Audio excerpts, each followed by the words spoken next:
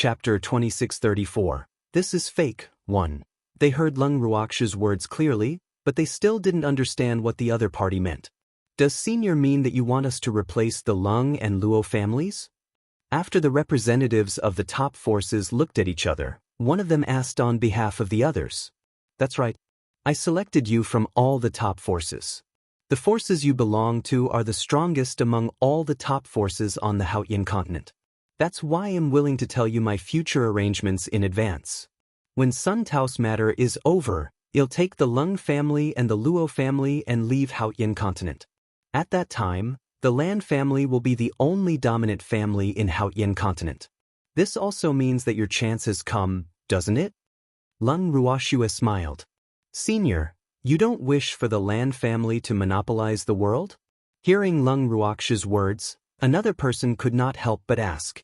Now that Lung Ruox's intentions had confused them, they could not figure out what she was trying to do. At the same time, he was afraid that he had expressed the wrong feelings, so he didn't dare to casually reveal his thoughts. He could only choose to ask clearly first. For me, it doesn't matter who is the most powerful in the Haotian continent. I don't care about that. What I'm concerned about is who the Lung and Luo families' territories will belong to after they leave. After Lung Ruoxue finished speaking calmly, she casually picked up the teacup on the table and took a sip of tea. Then, her beautiful eyes turned to the people opposite her. If you're interested in the Luo family, the Lung family, and Wanshan City, I can make the decision to transfer these places to you. Of course, I won't be transferring them for free. You'd better understand this. After a pause, Lung Ruoxue continued. After she finished speaking, the representatives of the top forces finally understood Lung Ruox's words. The other party wanted to leave, but she didn't want the territory to go to someone else for no reason. Therefore, she wanted to sell the territory now. However, how much did the other party want to sell this territory for? Could they afford it? The most important thing was that after buying the land of these three families, they would still have to send people to guard this place. Putting aside how much money they would have to spend, if the land they bought was snatched by Sun Tao and the others, who would they cry to then? Thinking about it quickly, the representatives felt a headache. To be honest, the cold city of the Lung family was a good place. The spiritual qi was much richer than that of other cities. Luo City and Wanshan City were both equipped with defensive formations. As long as there were no traitors, their defenses could be considered impenetrable. The territories of these three cities naturally made many forces envious. It could be said that if Lung Ruoxue really left the Haotian continent with her subordinates and the Lung clan, these three territories would definitely become the focus of many forces. However, it was clear that she didn't want to let others take advantage of her territory, which was why she proposed to transfer it. It had to be said that the few people sitting here were very tempted by these three places, but being tempted didn't mean that they dared to buy them. They were even more afraid that they wouldn't be able to hold on to it after they bought it. After all, they didn't have the strength of the Lung family or a strong backing like Lung Ruoxue. In this way, these three treasured lands were of little value to them. However, none of them dared to tell Lung Ruoxue that the three areas were of little value. Otherwise, the person in front of them would definitely go berserk. Hence, after conversing with each other through voice transmission for a long time, a young man then spoke carefully on behalf of a few factions. Senior, we're very interested in the three places you've mentioned. But you've seen the situation in the Haotian continent. Even if we want to buy the three territories you've mentioned, we don't dare to make a move. You guys are worried about Sun Tao? Lung Ruoxue knew the answer.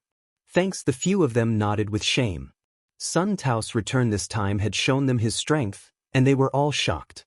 The other party was too strong. Even if they joined forces, they were not his opponent. This fact was enough to give them a heavy blow. Therefore, what else could they do other than choosing to hide in a corner? You want to hide from him forever? Lung Ruoxue asked again. What else can we do? We once thought about getting rid of them, but they were too strong. As soon as they came, they attacked the three superpowers first, catching all of us off guard. By the time we reacted, they had already conquered more than half of the territory of the Haotian continent. Even if we wanted to fight back, we couldn't do anything.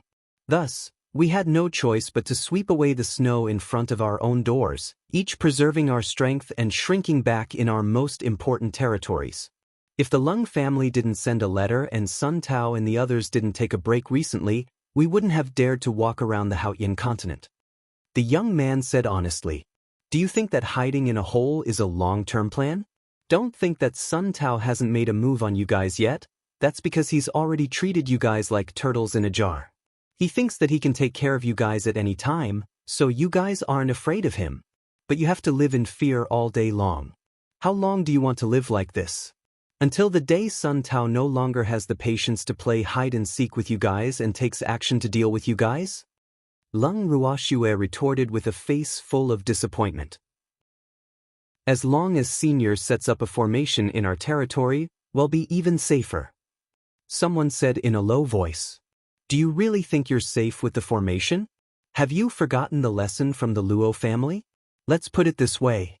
You might be able to stay in the territory for a year, 2 years, or even 10 years, or even 100 years, but what about 100 years later?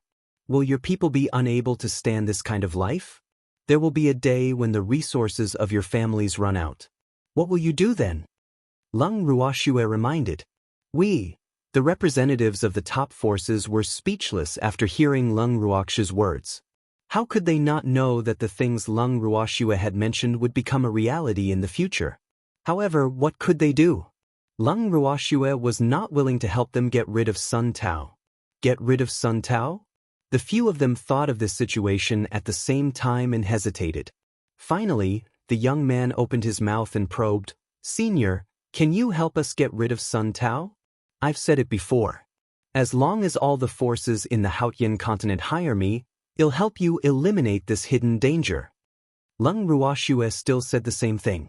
When the few of them heard this, they were instantly disappointed. If they could get all the forces to hire Lung Ruoxue willingly, would they need to be so conflicted? It was precisely because they could not control the thoughts of other forces that they could only care about themselves. You guys don't have to be so dejected. Didn't Sun Tao attack a few other forces? I think this is a good opportunity for you.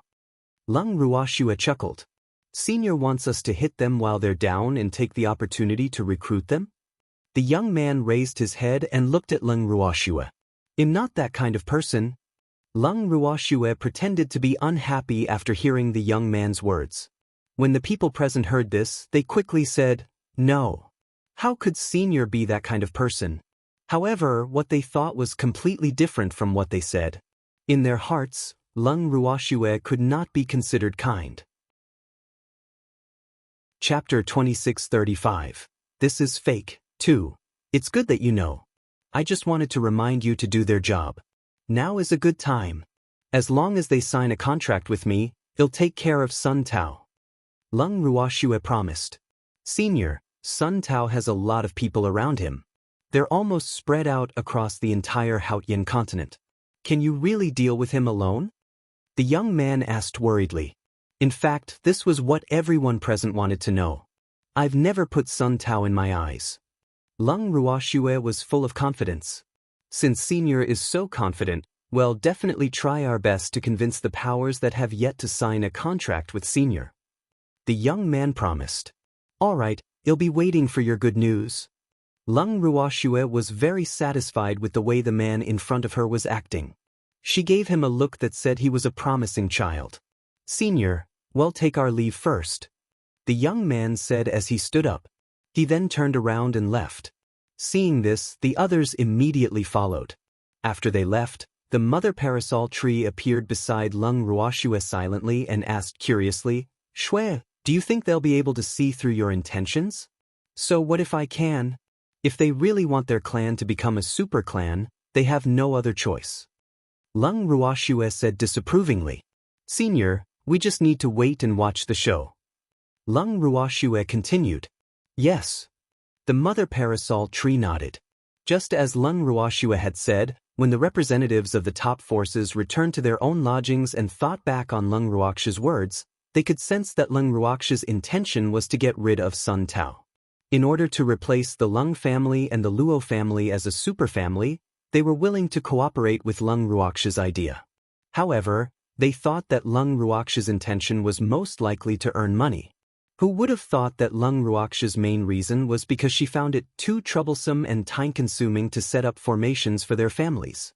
That was why she chose the method that she thought was the most convenient. In order for them to convince the various factions that had yet to sign a contract with her, Lung Ruoxue had racked her brains and put in a lot of effort. However, the results were not bad. At the very least, it was developing in the direction of the ending she had designed. Now, she just had to wait for those forces to take the initiative. It had to be said that the representatives of the top powers had the motivation to become a super family. They were extremely effective in their actions. In less than 2 days, they had managed to convince more than half of the powers to hire Lung Ruoxue. However, there were still a few representatives who were extremely stubborn. They would rather die than sign an employment contract with Lung Ruoxue. This fact made those few people particularly depressed. Seeing that things were developing in a good direction, some people refused to cooperate. Several representatives of the forces were so anxious that they were about to burst into flames. Unfortunately, no matter how they threatened and tempted, the other party refused to give in. What should he do now? The few of them gathered together and discussed for a long time. In the end, they decided that if it really didn't work, they could only. After gathering the stubborn representatives into a room in a certain inn, the young man among the representatives of the top forces spoke on behalf of them. "We'll give you one last chance. Do you agree or not?" "I don't agree. We will never agree to it." "What? Do you want to silence me? You're all Lung Ruox's dogs." The middle-aged man, who once represented the forces that were expelled from the Lung clan's guest courtyard, shouted at the top of his voice. "Help! Help me! Someone's trying to silence us." Then, the middle-aged man started to shout again. His voice was so miserable that it instantly attracted the attention of more than half of the customers in the inn. Thanks, the young man was very vexed, but before he could remedy the situation, the door of the guest room was knocked open, and a group of onlookers rushed in. "What's going on? What's going on?" The people who had barged into the room without permission asked all at once. "Everyone, please don't misunderstand. We just have something to discuss with each other." The young man could only say, "Don't listen to his nonsense. We have nothing to talk about. They want to kill us. They're trying to kill us." The middle-aged man saw that there were many onlookers and quickly asked for help. "Silence? This is the cold, arrogant city of the Lung family. You guys are too bold. Quickly inform the Lung clan." Someone in the crowd shouted. Then, there was the sound of panicked footsteps. "Guys, don't listen to their nonsense. We don't want to kill anyone." Seeing that the situation was out of control, the young man immediately said, "One of you said that you wanted to silence us, and the other said that you didn't want to kill us. Who do you want us to believe?" Seeing that the two sides had different statements, someone questioned. "Of course they'll listen to us. We're the victims." The middle-aged man said anxiously, "Why did you kill them? Their forces were destroyed by Sun Tao's men, and that's already pitiful enough." Someone asked the young man in confusion. That's right. Our forces have been destroyed, and now we're being bullied. They're forcing us to our deaths." Without giving the young man a chance to answer, the middle-aged man burst into tears. Seeing this scene, the young man and the others' faces darkened. This guy was really good at acting. Why didn't he look so sad when they talked about this? "Why are they doing this to you?" Someone in the crowd asked curiously. "These few people are Lung Ruox's dogs. They came to force us to agree to hire Lung Ruoxue. We were unwilling, so they wanted to kill us. So, the Lung family is bullying us. Do they still want us to live?" The middle-aged man howled as he spoke. His expression was so miserable that everyone present couldn't help but sympathize with him. "Don't listen to their nonsense. We're only hoping that they'll agree to hire Senior Lung Ruoxue for the safety of the entire Haotian continent. You should know that only those few clans have not agreed to hire her. If they agree to this, Senior Lung will definitely get rid of Sun Tao and the others for us. By then, we won't have to fear anyone and can go back to our previous lives. Isn't that good?" The young man said loudly to the crowd. Most of the onlookers were the representatives of the major forces. Therefore, after hearing the young man's words, they felt that it made sense. Naturally, they did not feel sorry for the middle-aged man and his group. Seeing that he had saved some of his losses, the young man struck while the iron was hot. Now, just because they refused to hire Senior Lung, Sun Tao and the others are still running amok in the Haotian continent, and our people don't dare to go out and walk around freely. Do you want to live like this forever? I don't. Someone in the crowd shouted. So, do you think they should agree to this? The young man pointed at the middle-aged man, but his words were directed at the onlookers. You guys agree. This isn't just a matter of your clans, it also concerns our clansmen. Someone saw that the young man's words made sense and tried to persuade the middle-aged man. Chapter 2636. This is fake. 3. That's right. Your clansmen were all killed by Sun Tao. Don't you want to avenge your clansmen? Another young man chimed in. Whether we take revenge or not is our business. What does it have to do with you? The middle-aged man saw that the situation was a little one-sided, so he raised his head and said angrily, I did it for your own good. You really don't know what's good for you. The young man who had spoken before was a little angry when he saw his good intentions being treated like this. Don't tell me you really don't want to take revenge? A certain man looked at the middle-aged man with a suspicious look and asked, This is my family's business. It has nothing to do with you. The middle-aged man was so angry that his face turned green, and he continued to shout at the top of his lungs. Of course, it has nothing to do with us. At this moment, Lung Ruoxu's smiling voice could be heard. The crowd at the entrance subconsciously made way for her. The moment the middle-aged man saw Lung Ruoxue, his voice instantly raised by a few octaves. Lung Ruoxue, you still dare to appear? Quickly take your dogs and leave this place. We don't need you to avenge our family. Then who do you want to help you? Or do you think that your clansmen are still alive? Lung Ruoxue said with a smile.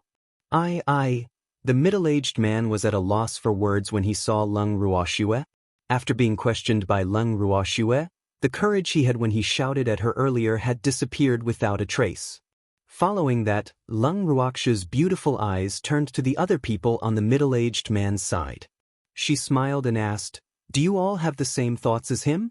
We want to take revenge. The other people looked at each other and whispered. Hearing this, the middle-aged man turned his head and shouted at the few people, How could you betray me? Didn't we agree that we'll think of a solution together? There's no need for Lung Ruoxue to interfere. But I'm afraid she's the only one on the Haotian continent who can help us. The few of them lowered their heads and did not dare to look at the middle-aged man. Back then, they had agreed that they would all follow the lead of the middle-aged man's faction. However, that was under the premise that their clan had not been destroyed by Sun Tao. Now that their clan was no longer around, if they still did not avenge their clan members, how could they face the clan members who had died? You're right. Other than me, no one else can help you. Lung Ruoxue noticed that they were going against each other, so she made her presence known. Instantly, the middle-aged man's anger rose again. Who said she's the only one who can help you? Don't be fooled by her, she won't help you for free. This woman is very black-hearted. His anger caused the middle-aged man to forget his fear of Lung Ruoxue once again. His face was red as he roared. From what you're saying, you want me to do good things for free? Lung Ruoxue replied calmly. Pfft. Someone in the crowd laughed. Then there was another burst of laughter. In a world where the strong were respected, how could there be a strong person who would help others for free? Such a person could not be called a strong person, but a savior. Moreover, for cultivators, being too kind usually didn't make them live long. This was because wherever there were cultivators, it was full of fierce competition and cruelty. In such a world, only those with a heart like a rock and a firm will could go further and stand at the top of the many cultivators. Seeing that the middle-aged man did not speak, Lung Ruoxue took out a white memory crystal and threw it into the air. Following that, an image appeared on the memory crystal. It was a scene that people couldn't bear to look at directly. It was the news that had been spreading like wildfire. As the video was played, the faces of the middle-aged man and the people around him all turned pale. The broadcast of this video confirmed the authenticity of the news. Before the clip could finish, the few people beside the middle-aged man could not control their tears and knelt in front of Lung Ruoxue, begging her to take revenge for their family.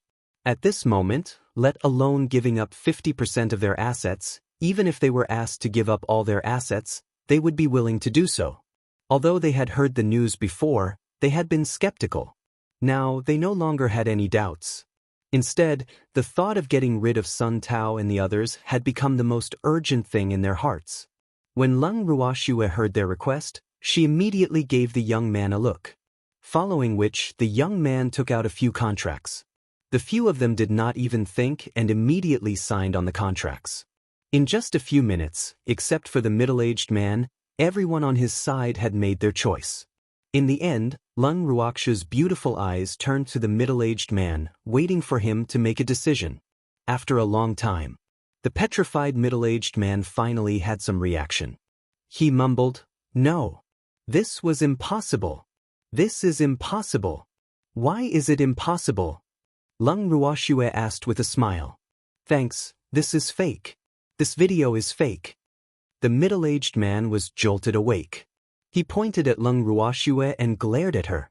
"This isn't fake." Lung Ruoxue promised seriously. "Fake. It must be fake. Sun Tao would never kill my clansmen." The middle-aged man said with certainty. "Why not?" Lung Ruoxue was very curious. When everyone was asked this question by Lung Ruoxue, their curiosity was piqued. "It's impossible." The middle-aged man said firmly.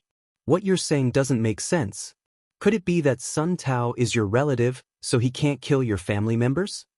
Lung Ruoxue guessed with a smile. "How could he be my relative? Don't spout nonsense."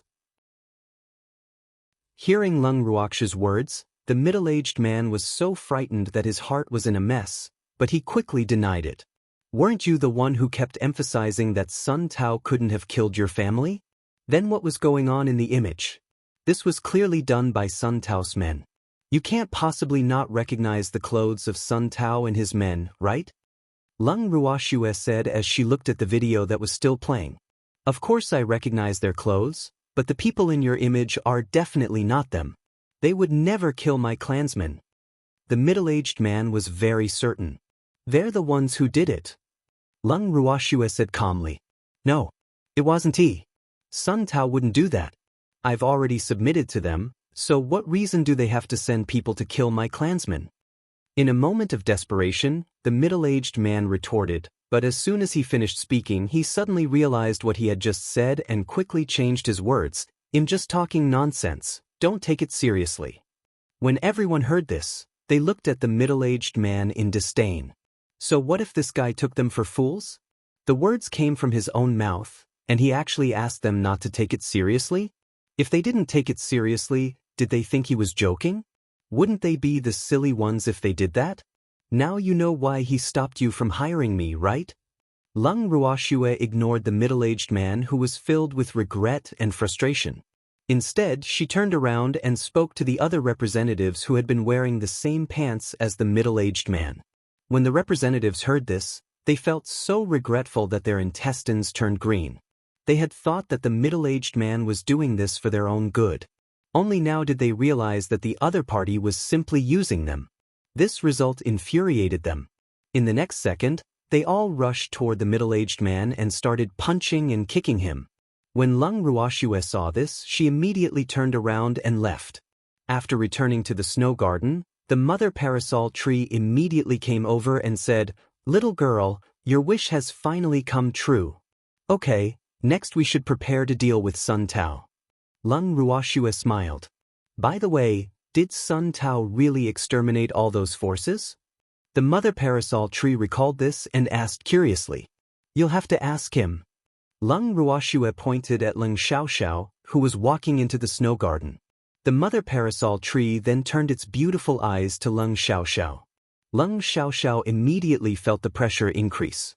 Being stared at by such a beautiful woman with anticipation, he did not feel a trace of joy in his heart. Instead, he felt a little scared. However, he did not dare to hide, so he could only brace himself and say, "Senior, is there anything you need to ask me?" Yes, I want to know if the rumored forces are all gone. The mother parasol tree raised its head and asked Leng Xiaoxiao. Upon hearing this, Leng Xiaoxiao's forehead was instantly covered in cold sweat.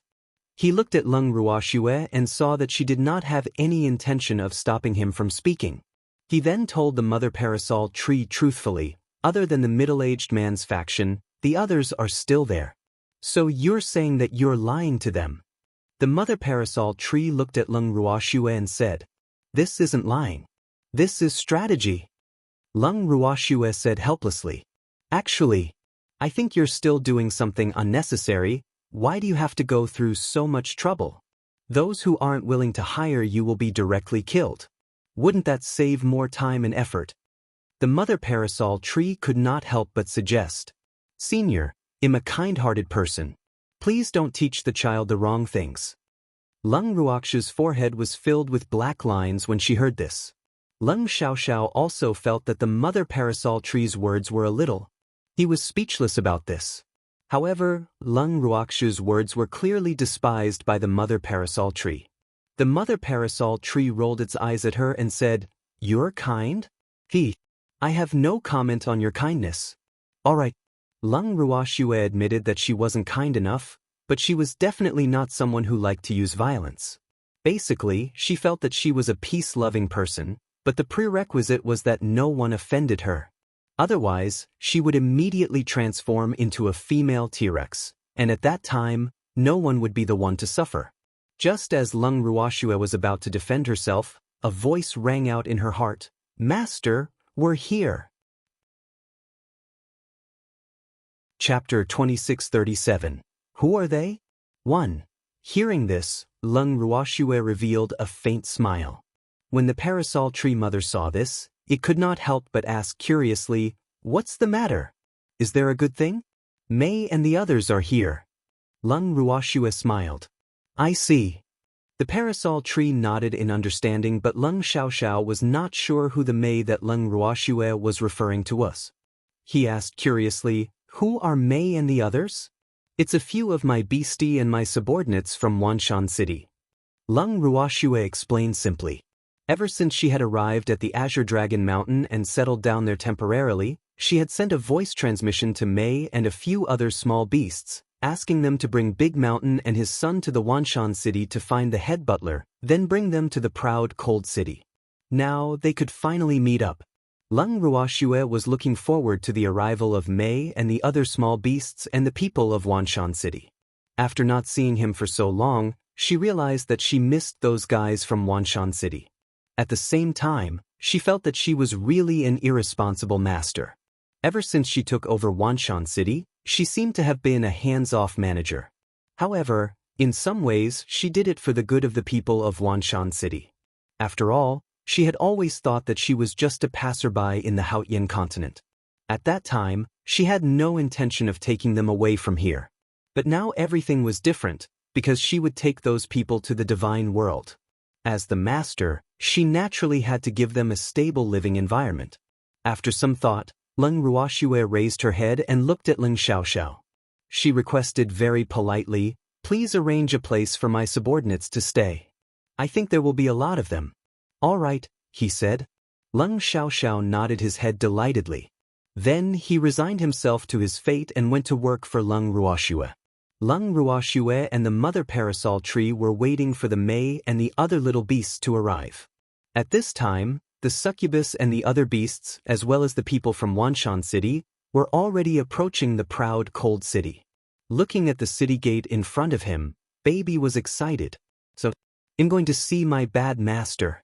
It missed its master so much. Originally, their master had left them for the Azure Dragon Mountain and said that they would be back soon.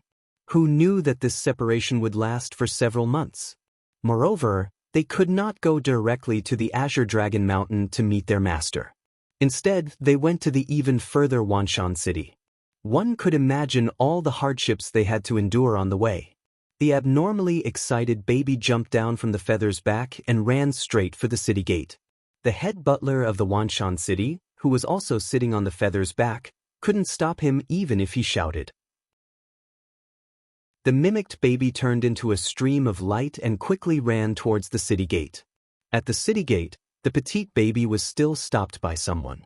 The person who stopped it was none other than Leng Yichun, who was punished by the Leng family's grand elder, Leng Shaoqing, to guard the city gate. Because Leng Yichun was punished, he was in a terrible mood. Hence, when he saw the little fox who wanted to enter the city without following the rules, the anger in his heart immediately rose. Thanks, what he was thinking was, it was fine if he was bullied by Leng Ruoxue, but now, even this little fox didn't care about him. He really couldn't tolerate this. With this thought, Leng Yichun immediately shouted at the little fox in front of him, "Where did this little bastard come from? Aohan City isn't a place that any Tom, Dick, or Harry can enter." When Baby heard this, he squinted his eyes and said with a smile that was not a smile, "What did you just say? Do you have the guts to say that again?" "What's wrong with saying it again? Did you see that? This is the proud cold city, not a place that any Tom, Dick, or Harry can enter. Little bastard, get lost. Don't let me see you again." Leng Yichun's mouth twitched as he spoke arrogantly. "You bastard! You're the little beast.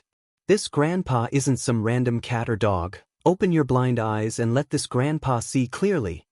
Baby Fire roared. It was in a hurry to see its lovely master, and didn't have time to waste on irrelevant people. So the man in front of it didn't understand, which made it very angry. If it wasn't for the fact that this was the proud cold city, the territory of the Leng family, it would have attacked long ago. "You dare to scold me?" Baby's words caused Leng Yichun's anger to rise by a few notches. He couldn't understand what was going on in this world. Why did everyone dare to bully him? In the past, although he could not be considered to be able to call the wind and summon the rain in the Leng family, he had a great reputation in the Leng family. But now, "I'm sorry, we're in a hurry to enter the city." At this moment, the head butler, who had arrived at the entrance of the city of Prideful Frost, picked up the baby and looked at Leng Yichun apologetically. "This is your fox?" Leng Yichun glanced at the head butler of the Wanshan city and thought to himself, "I've finally found the owner of this little fox. I guess that this fox couldn't be without an owner." "No, it's my masteress," the head butler of the Wanshan city said very honestly. Although he did not know the identity of the man who blocked the treasure, he could tell from his clothes that he was not an ordinary member of the Leng clan. Therefore, his words were quite polite, which could be considered as giving the Leng clan enough face. "Where's your master? Let him out. What kind of beast is he raising? You don't even know the rules." Leng Yichun shouted at the top of his voice. "My master is in the city." Baby didn't want to be outdone and roared back. Then he turned his head and glared at the head butler of the Wanshan city. He was quite dissatisfied with his initiative to show weakness. From its point of view, there was no need for them to give the Leng family any face. Anyway, Master was not very satisfied with the Leng family. However, the head butler of Wanshan City did not dare to act willfully like his precious treasure.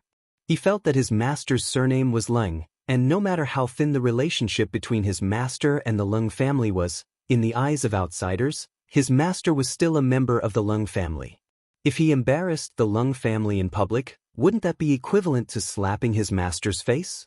Therefore, as long as the Leng family didn't go too far, he was still willing to give the Leng family some face.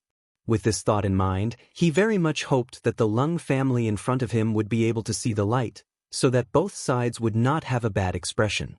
However, Leng Yichun had obviously been oppressed to the point of suffocation recently, so he could not understand the good intentions of the head butler of Wanshan City.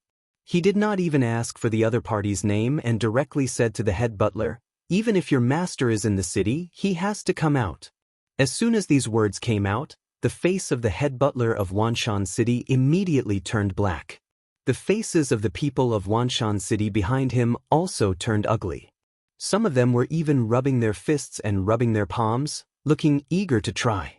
Although Leng Yichun was sometimes a little out of line and couldn't see the truth clearly, his intuition wasn't bad, so he immediately felt that the atmosphere was unusual.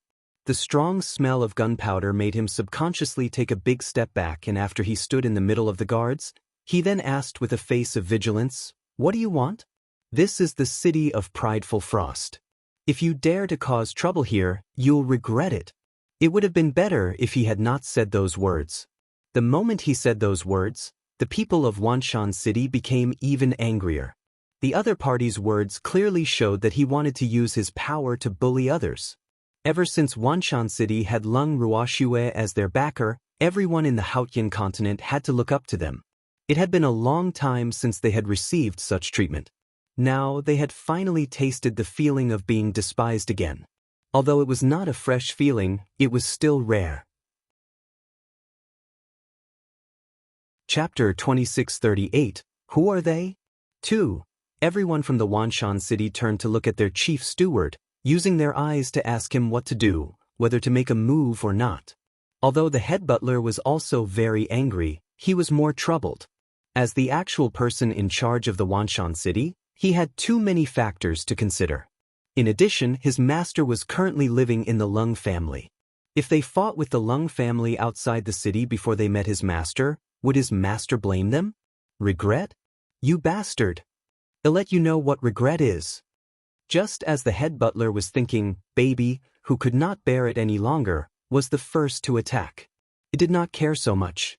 Whoever made it unhappy, it would not let them off easily. Hence, its first target was Lung Yichun. The treasure's speed was too fast and Lung Yichun had no time to react before a claw mark appeared on his body. Seeing that he was injured, he did not even think and immediately ordered the guards, Quickly catch this fox, I want to teach it a lesson. The guards obeyed and all stretched out their hands to grab the treasure. The people of Wanshan City saw this and naturally could not watch them bully their master's little beast. So, without even asking for the chief steward's opinion, they swarmed forward and surrounded the guards. In an instant, the scene became even more chaotic. The two sides were in a chaotic battle. Wanshan City had the absolute advantage in numbers.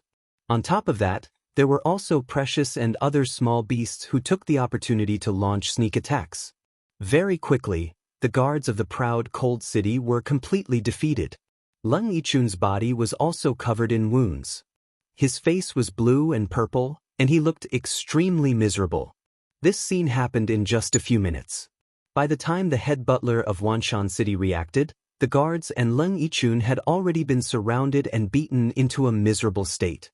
The chaotic battle ended without any suspense. They were so easily taken care of that all the guards felt ashamed. Although the other side had more people, it was a fact that they were too weak. Comparing the two sides, the other party was really too brutal. The guards' eyes were filled with tears as they looked pitifully at the baby who was sitting on Lung Yichun's body. Towards these people in front of them, they were already afraid. Where did this debt-collecting ghost come from? Could they be sent by the Sun family? With this thought in mind, a guard could not help but ask. When Baby heard this question, he crossed his legs and stretched out his little paws, shaking them gently. We're not from the Sun family. Then who are you? Why did you come to the proud cold city to cause trouble? The guard captain said with a face full of grief and indignation. Don't you think it's a little too late to ask who we are? Besides, we didn't come here to cause trouble. It was this guy who came to find trouble first. Baby pointed at Lung Yichun, who was already in a half-conscious state. Young Master Kun just didn't let you enter the city. The captain of the guards said in a low voice. Wrong. Not only did he not let me enter the city, he even called me an animal. I can't stand this. Baby said angrily. But you also beat us up. What else do you want? The expression on the captain's face became more and more sorrowful, but the situation was pressing, and he really didn't know what to do. He could only think of a way to stall for time. As for what happened at the city gate, he had just sent a message back to the Lung family. He believed that someone would come to solve it soon. Sob. Thanks, I don't want anything. I think someone from the Lung clan who has the final say will soon come. Baby said. When the captain of the guards heard this, he was shocked. He couldn't help but think to himself, how did this little fox know? Could it be that the other party could read minds? He let his imagination run wild.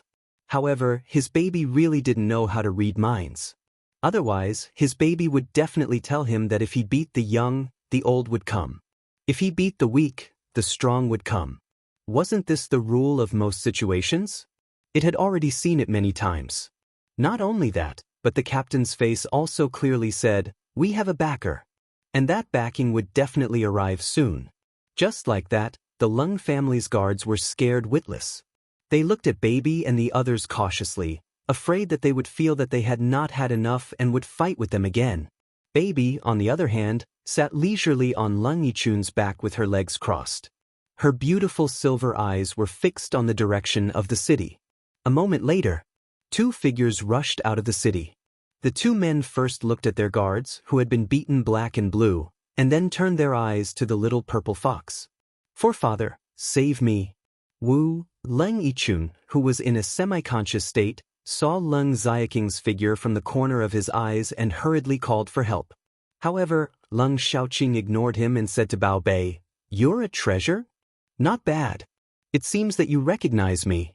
Not like this guy with no vision." Baby pointed at Lung Yichun and said with a look of disdain, "Ah." Lung Xiaoqing did not know how to respond to this.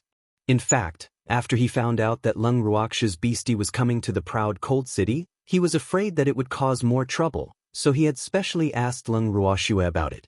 He had originally planned to inform the city guards, but he did not expect them to arrive so quickly.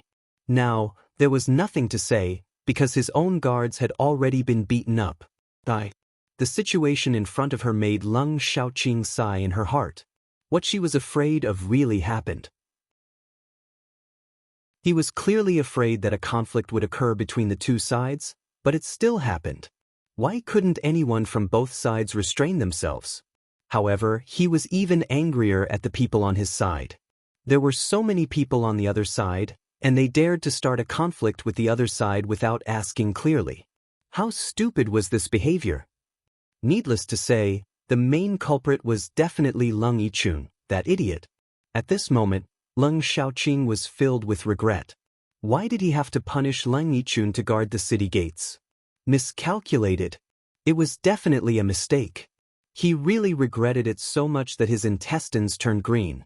Moreover, the little beastie in front of him looked like an unforgiving master. How should he deal with the aftermath now? Lung Xiaoqing's head was starting to hurt from thinking about it.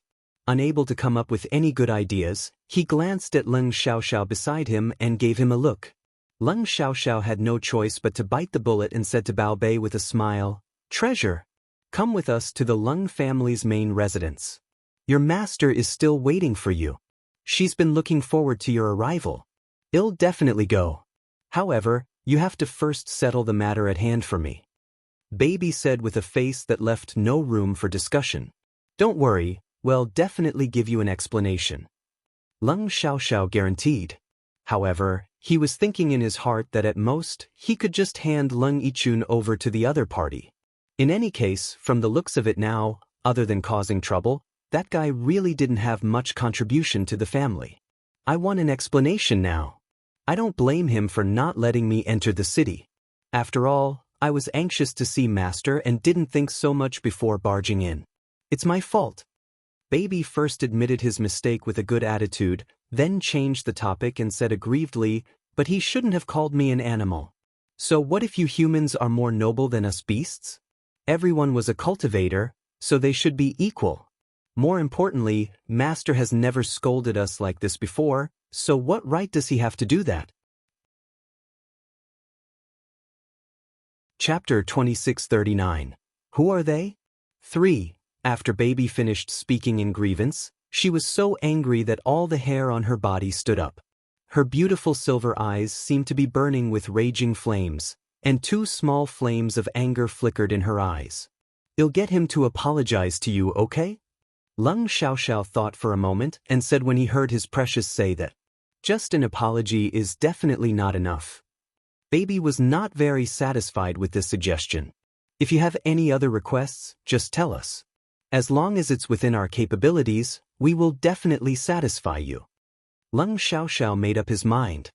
He has to compensate us for the emotional damage. Baby's eyes turned and he laughed evilly. A little fox who loved money so much was indeed Lung Ruox's beastie. It was simply carved out of the same mold as its master. Lung Xiaoxiao was surprised by the treasure's request, but he also felt that it was only natural. However, who do we have in this? Didn't he only scold you? Lung Xiaoxiao probed with uncertainty. I'm not the only beastie here.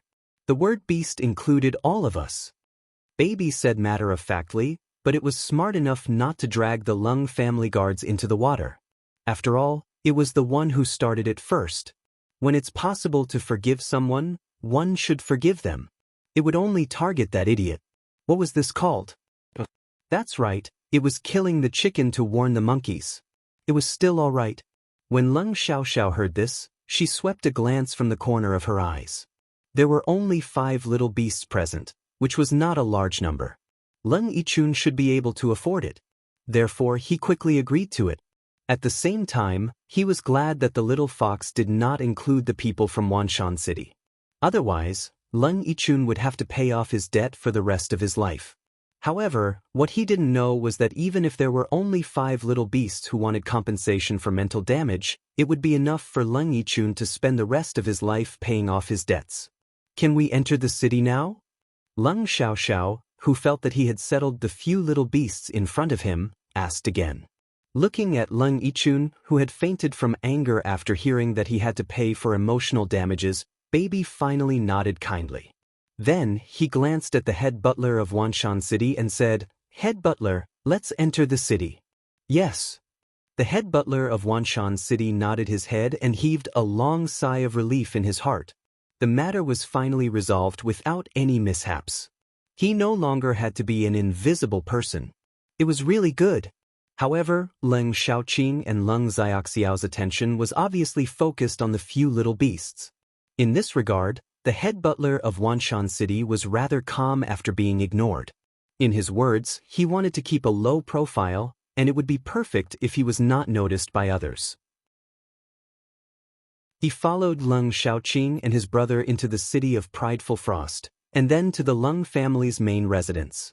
The head butler and the others were led directly to the accommodation that was arranged for them by the Leng family's butler, while the treasures and the other beasts went to the falling snow garden. The 5 little beasts, who had not seen their master for a long time, were so excited when they saw Leng Ruoxue that they could not control themselves. They all pounced towards Leng Ruoxue enthusiastically. Leng Ruoxue hugged this and touched that, playing around with the little beasts. Suddenly, a curious voice rang in their ears. Poor they. The golden eagle flapped its little wings and flew over from the distance. It landed on Leng Ruoxue's shoulder and asked with a frown. "They are my beastie." Leng Ruoxue explained to the golden hawk. "You have a beastie?" The golden hawk was surprised. It had never heard of this. Thanks. When Leng Ruoxue heard this, she could not help but feel a dark cloud hang over her forehead. What did she mean by she had a beastie? Couldn't she have a beastie? One had to know that she had quite a number of beasties. "Cute master, who is this stupid bird?" Baby saw the traces of an unfamiliar beastie and asked curiously. "It's a temporary flying beast that I hired when I went to the Green Dragon Mountain." Leng Ruoxue sighed. These little guys wouldn't start a fight over a disagreement, right? She was a little worried. If it's only temporary, why is it still here? Yu glared at the golden eagle and said when he found the guy who was snatching his bowl of rice. "Hello, I don't know the way home, so I had to stay." The golden hawk said with a bitter face. "Where's your house?" My baby is curious again. This golden eagle doesn't even know the way home. What a weirdo. "In a forest," the golden hawk thought for a while and replied. Baby was very depressed when he heard this answer. In the forest? There were plenty of forests in the Haotian continent. Which forest was it? What forest? They'll send you back. You asked the question in his baby's heart, and his face was full of eagerness. Apparently, he wanted to get rid of the golden eagle in front of him as soon as possible. I don't know what kind of forest it is. It doesn't seem to have a name. The golden hawk thought for a while and said honestly. This time, Lian Yu was so depressed that he almost vomited blood. Was the golden eagle playing with it? How could a beastie not remember its own home? Master, where is its home? They'll send it back. Taking a deep breath, you turn to ask Leng Ruoxue. The forest that it lives in really doesn't have a name, and I can't tell the exact address either. It can only recognize it if I send it back personally. Lung Ruoxue replied casually. She had no intention of sending the golden eagle back. However, she could not reveal the current situation. I see. Then when can we send it back? Yu was very disappointed by Lung Ruoxue's words, but he did not give up and continued to ask. After the Haotian continent is over, he said. Lung Ruoxue replied perfunctorily. Oh.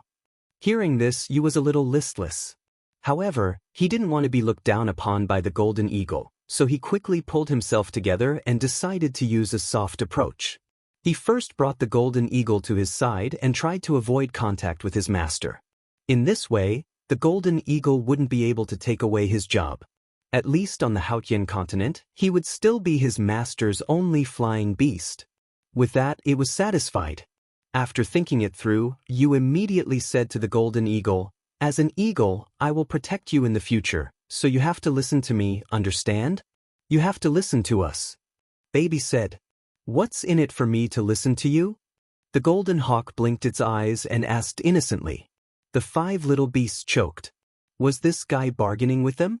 Even if there are no benefits, you still have to listen. Yu shouted. If there are no benefits, I will not listen to you. I will only listen to this fierce woman. At the very least, she will not let me go hungry. The golden eagle said without hesitation. As it spoke, it looked at Lung Ruoxue. Lung Ruoxue immediately understood that the fierce woman the golden eagle was talking about was her. We won't let you go hungry. You promised. He knew very well that they had to reduce the contact between the golden eagle and its master, so that the golden eagle would not compete with them for favor.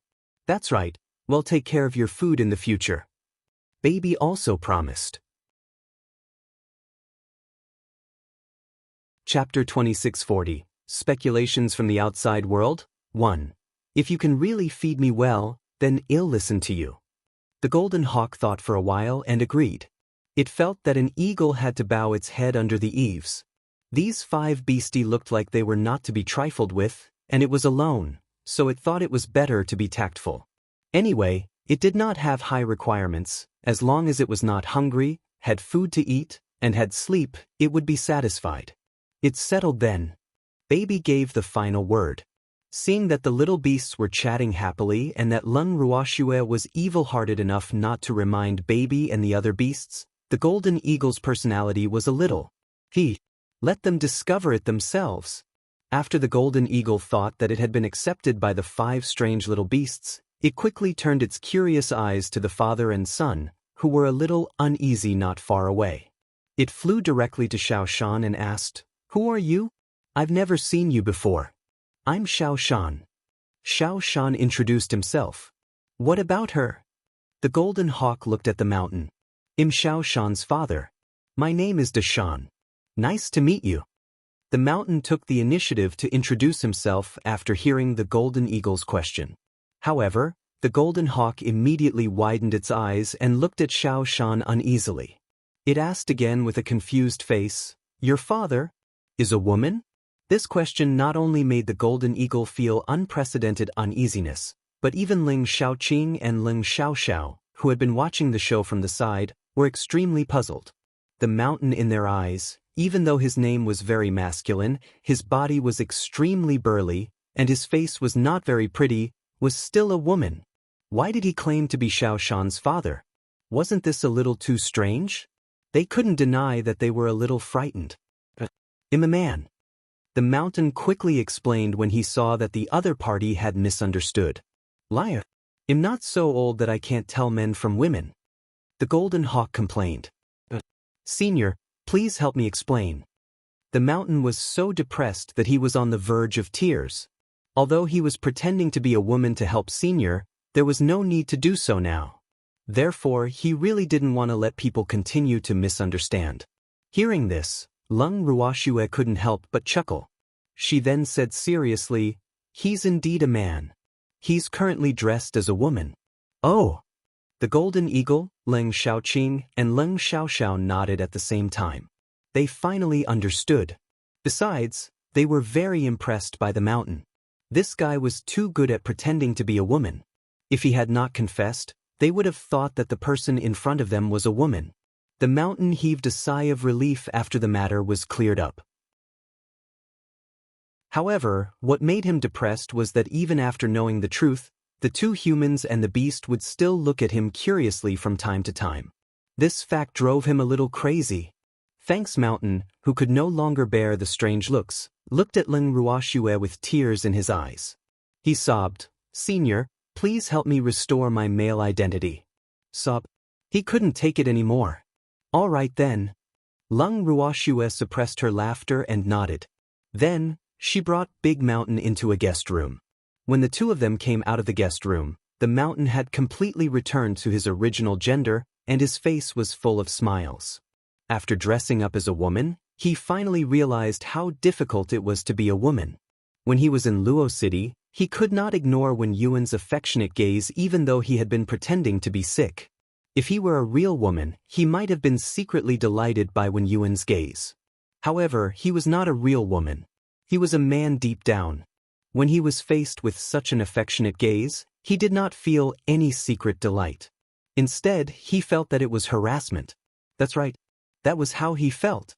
Although those days were only for a few short days, he deeply felt that he did not want to try again. What's more, on the way to Wanshan City, he still had to serve his precious few masters like a horse or a cow. To be honest, he was very happy to take care of these few beast ancestors, but he didn't want to hear something like, "Aren't you a woman? Why can't you even do such a small thing well?" However, this was nothing. After being with those little beasts for a long time, he also knew that they liked to joke and would tease him from time to time. So, although he was teased like this for no reason, he was still very calm. The real restlessness started when they arrived at Wanshan City. That was the source of his nightmare. This wasn't to say that Wanshan City's people didn't treat him well. On the contrary, Wanshan City's people treated him quite well. However, he really couldn't stand those men treating him like a real woman. The moment there was something that everyone thought women should do, such as washing clothes, helping others take care of their children, and so on, if there was a lack of manpower, they would arrange for him to take over.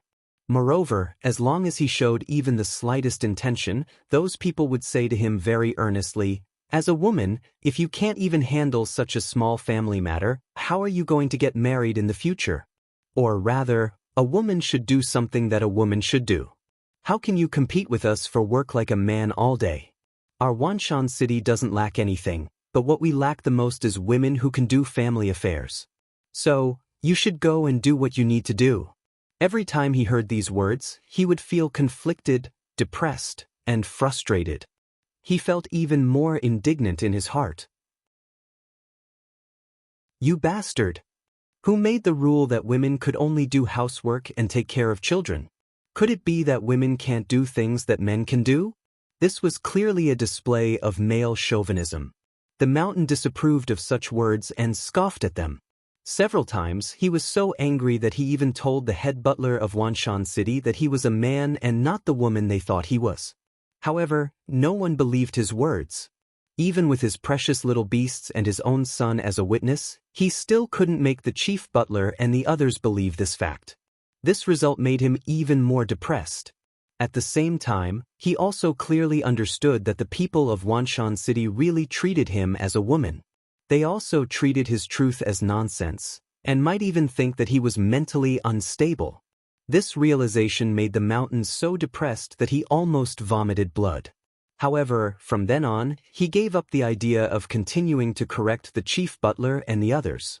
It was all because they were destined not to believe his words. Now that he had regained his original gender, the mountain suddenly felt elated. Let's see what else those people have to say now. The mountain decided that when he had the time, he would definitely pay the chief butler and the others a visit and make them blind. Just as the mountain was thinking about this, he sharply felt 3 more curious gazes on him. He looked up and saw that it was the same 3 people. After some thought, the mountain looked up at the 2 people and the beast and said, "I'm the man. It really is." The golden hawk said as if it finally believed him. Chapter 2641, Speculations from the Outside World. 2. The mountain was depressed again when he heard that. So even when Lung Ruoxue said that she was a man in a woman's outfit, they didn't really believe her. What the hell is this? Big Mountain felt his eyes turn wet. He really wanted to cry. It's too magical. The golden eagle saw that the mountain was not in a good mood, so it smiled awkwardly and flew around him a few more times before it finally stopped looking at him in surprise. The mountain remained silent. He did not know how to respond to the golden eagle. After a long time, when Lung Xiaoqing and Lung Xiaoxiao were done being surprised, the two brothers decided to take their leave and leave the remaining time for Lung Ruoxue to catch up with her little beasts. Before he left, Baby did not forget to remind Lung Xiaoxiao, "Remember our compensation." When Lung Xiaoxiao heard this, he staggered and almost fell. He did not expect this little thing to still remember this. He had thought that the little fellow would have forgotten about such a warm gathering of the master beasts. From the looks of it, Lung Yichun would not be able to escape this calamity. Nodding his head, Lung Xiaoxiao indicated that he would not forget. He then pulled his elder brother and left the falling snow garden as if they were running for their lives. Lung Ruoxue's curiosity was piqued when she saw the two Lung clan's elders running away as if they were being chased by evil spirits and heard the treasure mention compensation. What compensation? What did you guys do? Lung Ruoxue was still unclear about what had just happened outside the city gates, and did not pay attention to the movements of Baby and the rest. However, based on her understanding of her beast, no matter what the compensation that Baby had mentioned meant, her beast would definitely not suffer a loss. He just didn't know who would be the unlucky one this time. Cute master, someone is bullying us. We're so pitiful, we almost didn't get to see our cute master. When Baby heard Lung Ruoxue's question, it suddenly remembered that it had yet to complain to its master. What a big mistake it was to be a beastie that was good at acting coquettishly. It had to work hard to correct its bad habit of forgetting business when it saw its master. It's that serious? Hearing her precious words, Lung Ruoxue could do nothing but feel astonished. To be honest, she didn't believe her precious words. In this world, even if someone dared to bully her beastie, the one who would suffer would definitely not be her own child. However, since her precious had already said so, it wouldn't be right if she didn't cooperate. So, after she asked the question in her heart, she revealed a pained expression again. She gently stroked her own beastie's soft and smooth fur and patiently waited for her baby to complain to her. She also wanted to see who had the guts to bully her child. She couldn't even bear to touch a single hair of her little friend, let alone others. Baby's silver eyes were filled with tears as he nodded heavily. He then said, "It's a guy called Lung Yichun who bullied us." Following that, the 5 little beasts explained to their master what Lung Yichun had done at the city gates with added oil and vinegar. After listening to it, Lung Ruoxue's forehead was filled with black lines while Mountain and his son, who were listening by the side, broke out in cold sweat. They swore, "In the future, no matter who I bully, I will never bully these 5 little beasts. They are really too terrifying." Not only did he vividly describe what had happened at the city gate, he even described Lung Yichun as a criminal who had committed a great crime and wanted to obstruct their master beast from meeting. If Deshan and his son were not involved at the scene, they might have believed the 5 little fellows and blacklisted Lung Yichun as an important enemy. In addition, he had to think of a way to avenge his beastie. But now, they did not have such thoughts at all. Instead, they felt deep sympathy for that unlucky fellow named Lung Yichun. Of all people to provoke, he had to provoke these 5 black-hearted guys? Sigh. He was really too pitiful. Thanks, however, as much as they pitied Lung Yichun, they were also curious as to what Lung Ruoxue would do to that unlucky fellow when she heard what the few little beasts said. What made them even more confused was the strange expression on Lung Ruoxue's beautiful face. Rage? It didn't look like it. But it didn't make sense for him to not be angry. Based on their understanding of Lung Ruoxue, they knew very well how protective this master was of their beastie. Now that he heard that his beastie was being bullied, why did he have such an expression? The father and son were very confused. They truly felt that they could not guess the thoughts of the strong. In reality, The reason why Lung Ruoxue acted this way was because she felt that the Lung Yichun she knew was not the same person as the one her beasties were talking about. Even though she did not have much contact with Lung Yichun and he was a little self-righteous, he was definitely not the kind of person that her precious and the rest were talking about, a tyrant-level character. Based on Lung Yichun's intelligence and courage, he was just a tyrant. If they wanted him to show off his power in front of outsiders, they might as well wait for the iron tree to bloom. After some thought, Lung Ruoxue could not help but ask, "Is the Lung Yichun you're talking about from the Lung family?" "Of course it is." Baby laughed evilly.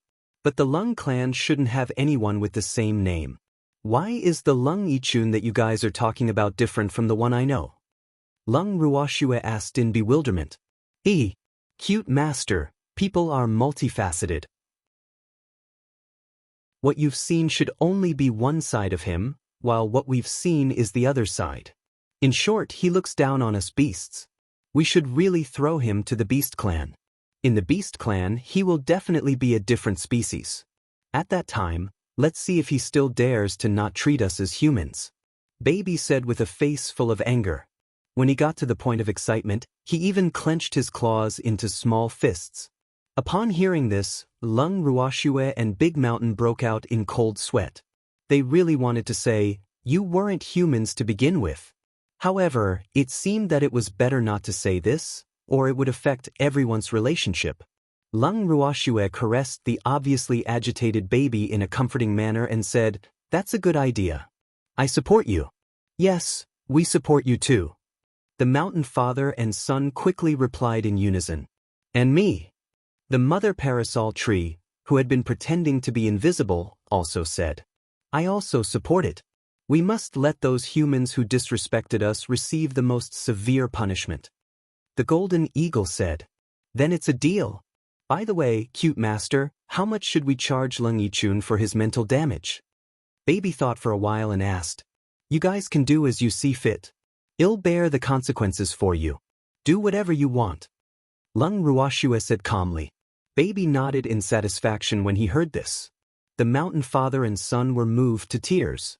What a good master. So, when they heard Lung Ruoxue's words, they had the urge to recognize her as their master. The mountain father and son sighed with emotion. At that moment, several excited voices rang in their ears. "Master! We finally meet again." The representatives of Wanshan City, led by the chief steward, appeared in the garden of the falling snow garden. These tall and strong men had tears in their eyes, and they were so excited that their bodies were trembling. Chapter 2642, Speculations from the Outside World. 3. The head butler of Wanshan City knelt down in front of Lung Ruoxue and started bawling. Seeing this, Lung Ruoxue was a little speechless.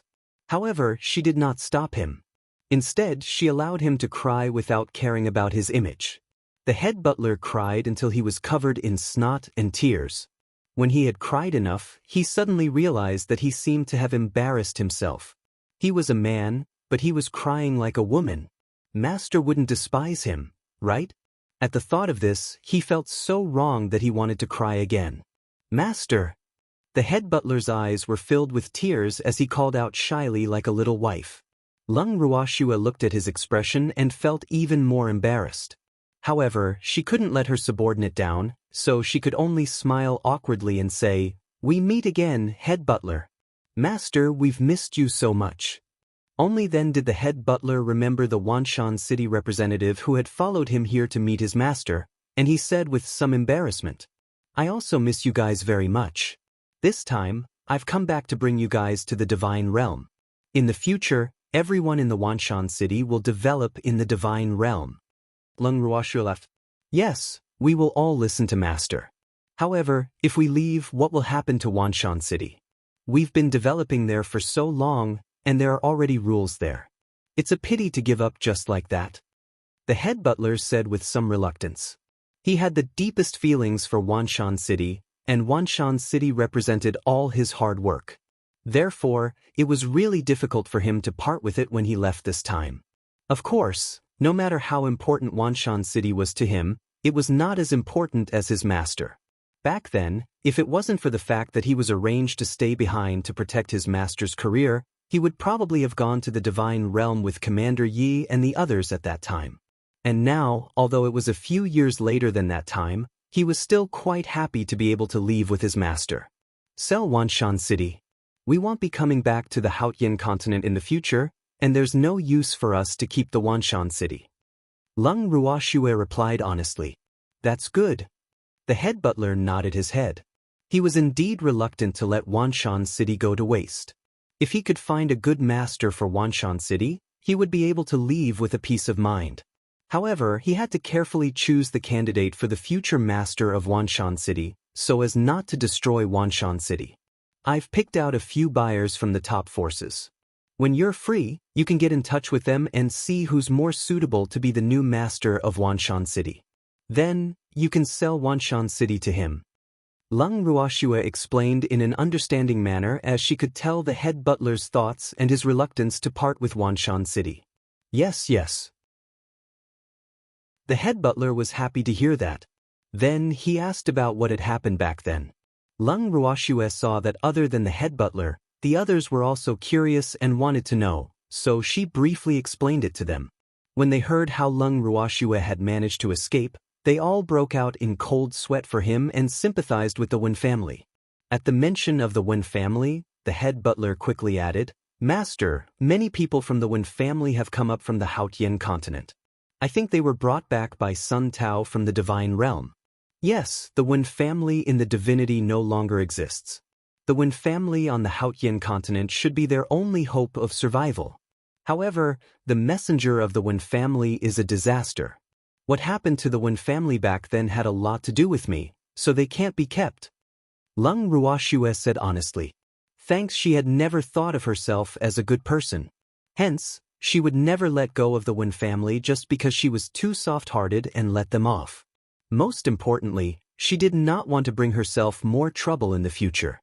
After all, she had only interacted with Wen Yuan for a short while and she knew that the Wen family was ambitious. Besides, Sun Tao was also around. She could not let the Wen family off. Master, what do you need us to do? The head butler nodded in agreement and asked. Let's observe the changes first. Also, I'm sure you found out how many members of the Wen family are with Sun Tao and where they are. Lung Ruoxue. This time, she had sent her precious little beasts to the Wanshan City. This was one of the missions she had assigned them. Yes, we've been keeping track of the Wen family situation ever since the incident in Luo City. The head butler said proudly, but in the next second his face immediately fell and he said in frustration, Master, we couldn't help with the matter in Luo City. This was also one of the chief butler's greatest regrets in his life. He had always blamed himself. After all, they were all his master's subordinates. They had failed in their duties when they only found out about the other party's accident after the incident. You can't be blamed for this. After all, the Luo family is still in the light and they've been developing too quickly. It's only natural for them to become a living target for the other party. Besides, no one expected Sun Tao to lead the Wen family back. Back then, I thought that he had fallen along with the Wen family. If I didn't return to the Haotian continent this time, I wouldn't have thought that he was still alive. Lung Ruoxue consoled. Truly a disaster that lives on for 1,000 years. The head butler was not fond of Sun Tao and was rather disgusted. Just the fact that he had kidnapped his master with his master back then was enough to make him hate Sun Tao to the bone. Don't worry, he won't have a good ending. Lung Ruoxue smiled as she promised. Yes, with master around, Sun Tao will definitely not be able to escape this time. The head butler said with a smile. Lung Ruoxue didn't expect the head butler to learn how to suck up to her. She smiled and nodded. After exchanging pleasantries for a while, everyone busied themselves with preparing food and wine, preparing to celebrate. After preparing food and wine, it was late at night. The chief butler and the others left Luo Shuiyuan reluctantly. Of course, they were all carried away by the Lung family's attendants. After they left, the mother parasol tree, who had also drunk quite a bit, looked at Lung Ruoxue with a smile and said, Shui, your subordinates can drink a lot, but they can't drink as much as I can. They were all taken down by me. Don't move, I'm talking to you. Hearing the mother parasol tree's drunkenness, Lung Ruoxue laughed and said helplessly, Senior, I didn't move. You're drunk. After saying that, she couldn't help but hold her forehead. In her entire life, this was the first time she had seen a drunk tree. It seemed that no matter how high the cultivation of the tree in front of her was, when it was drunk, it was no different from ordinary people. However, the drunk mother parasol tree would never admit that it had drunk too much. Instead, it looked at Lung Ruoxue unhappily and said, Little girl, I'm not drunk. You're the one who's moving. You can't fool me. All right. Lung Ruoxue gave up on arguing with someone who was so drunk that she could not differentiate between north and south. She supported the mother parasol tree back to her room and helped her lie down before she left and went to the garden again. When they reached the garden, Lung Ruoxue was even more speechless. His beastie was so drunk that it was lying on the ground. The mountain father and son were each hugging a small stone bench, drooling as they slept. After picking up all her little beastie, she looked at Big Mountain and his son again. Finally, she called for 2 servants to send them back to their room. Chapter 2643, Speculations from the Outside World. 4. The next day, the people who woke up began to have headaches. Lung Ruoxue didn't kindly give them the hangover medicine either. Instead, she pretended to look at them with an unhappy expression. Knowing that they were in the wrong, the little beasts and the father and son, the mountain, did not dare to speak. Even the mother parasol tree became very obedient. Seeing them like this, Lung Ruoxue was already laughing in her heart. However, she did not show it on her face. Instead, she continued to look at them with a serious expression. In an instant, everyone present, be it humans or beasts, felt their hearts stir from Lung Ruoxue's calm gaze. The atmosphere was also unusually tense. What's going on? Suddenly, a curious voice was heard. The 2 brothers, Lung Shaoqing and Lung Xiaoxiao, walked over and found an empty seat.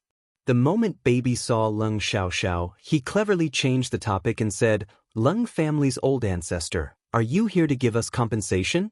As soon as it said that, the other 4 little beasts, the father and son of the mountain, and the mother parasol tree immediately turned to look at Lung Xiaoxiao. Lung Xiaoxiao became nervous when he saw that he had instantly become the focus of attention of the people and beasts present. He then said carefully, We've already prepared the compensation, but we didn't bring it this time. He didn't expect that after drinking so much last night, this little guy still hadn't forgotten about it. So, what should he say? Are you ready? Do you know how much we want as compensation?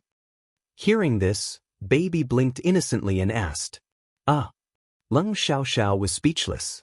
From what he was saying, the other party must have an ideal amount in mind. Could he refuse? He knew that they might not be able to accept the number that the other party had said. However, looking at the serious expressions on his precious little beasts, he knew that no matter how much the other party wanted for the emotional damage, they would not refuse. I'm ready, but you can tell me if you have any ideas. Well, discuss it. After a moment of awkwardness, Lung Xiaoxiao quickly corrected himself. And Baby was waiting for him to say this. Then, the baby turned to look at its master with a fawning smile and said, Master, let's discuss the amount of emotional damage. Is there even a need to discuss this? How much assets does Lung Yichun have in total, including all his assets in the Lung family in his future life, as well as his small gold vault? You can just bring them all over. Lung Ruoxue said nonchalantly. Lung Shaoqing and Lung Xiaoxiao broke out in cold sweat when they heard this. However, the 2 brothers were glad that Lung Ruoxue had given them some face and did not ask the Lung family to pay the compensation. Otherwise, they would have to beg for food when they reached the divinity. As for what kind of treatment Lung Yichun would receive, they couldn't care less now. It was because the 2 of them had the same thoughts in their hearts they couldn't implicate the entire Lung family just because of Lung Yichun. Thanks therefore, when the 2 of them heard Lung Ruoxue's words, they immediately nodded their heads in agreement. Lung Shaoqing even expressed that if this was not enough, they would make Lung Yichun their slave and servant. No matter how Bao Bao and the other beasts did, they would not say a word. Just like that, Leng Xiaoqing and Leng Xiaoxiao easily threw Leng Yichun to Baby and the rest. Although Baby wasn't too satisfied with the result, it still obediently agreed to it in order not to anger its master. In fact, the reason why it wanted to discuss the compensation at this time was mainly to divert its master's attention so that he wouldn't be angry with them. But now that its master was willing to pay attention to them, it was relieved and completely at ease. It was really a false alarm. Baby couldn't help but sigh. After that, Leng Xiaoqing and Leng Xiaoxiao finally had the chance to return to the main topic. The two of them had come to look for Leng Ruoxue mainly to ask about Shui Er's next plan. That was because all the forces on the Haotian continent, other than the few who had secretly pledged their allegiance to Sun Tao, had agreed to hire Leng Ruoxue. Now was the time for them to start working. When Leng Ruoxue heard the reason for their visit, she asked casually, "How did you deal with the people from the other forces who submitted to Sun Tao?" "I haven't dealt with it yet. I only temporarily locked them up in the Leng family's prison. Although many forces have requested for them to be killed directly so as to give Sun Tao a warning, I didn't listen to them." Leng Xiaoqing explained. Let them go." Leng Ruoxue nodded. "Let him go? Shui, they are Sun Tao's men." Leng Xiaoqing could not understand what Leng Ruoxue meant and could not help but remind her. "They're just a few small fries. There's no practical point in keeping them alive. It's better to let them fight with Sun Tao." Leng Ruoxue smiled. That's a good idea. Let them fight Sun Tao while we look for an opportunity to launch a sneak attack." Leng Xiaoqing agreed after some thought. Leng Ruoxue smiled and didn't say much. After knowing her intentions, Leng Xiaoqing and Leng Xiaoxiao immediately bade their goodbyes and released her. As for Leng Ruoxue, she naturally returned to her days of being a hands-off manager.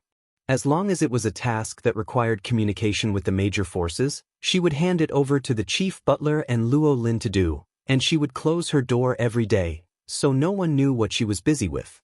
There were even many speculations in the outside world that she was thinking about how to deal with Sun Tao. However, only the people closest to Leng Ruoxue knew that Leng Ruoxue did not do anything at all.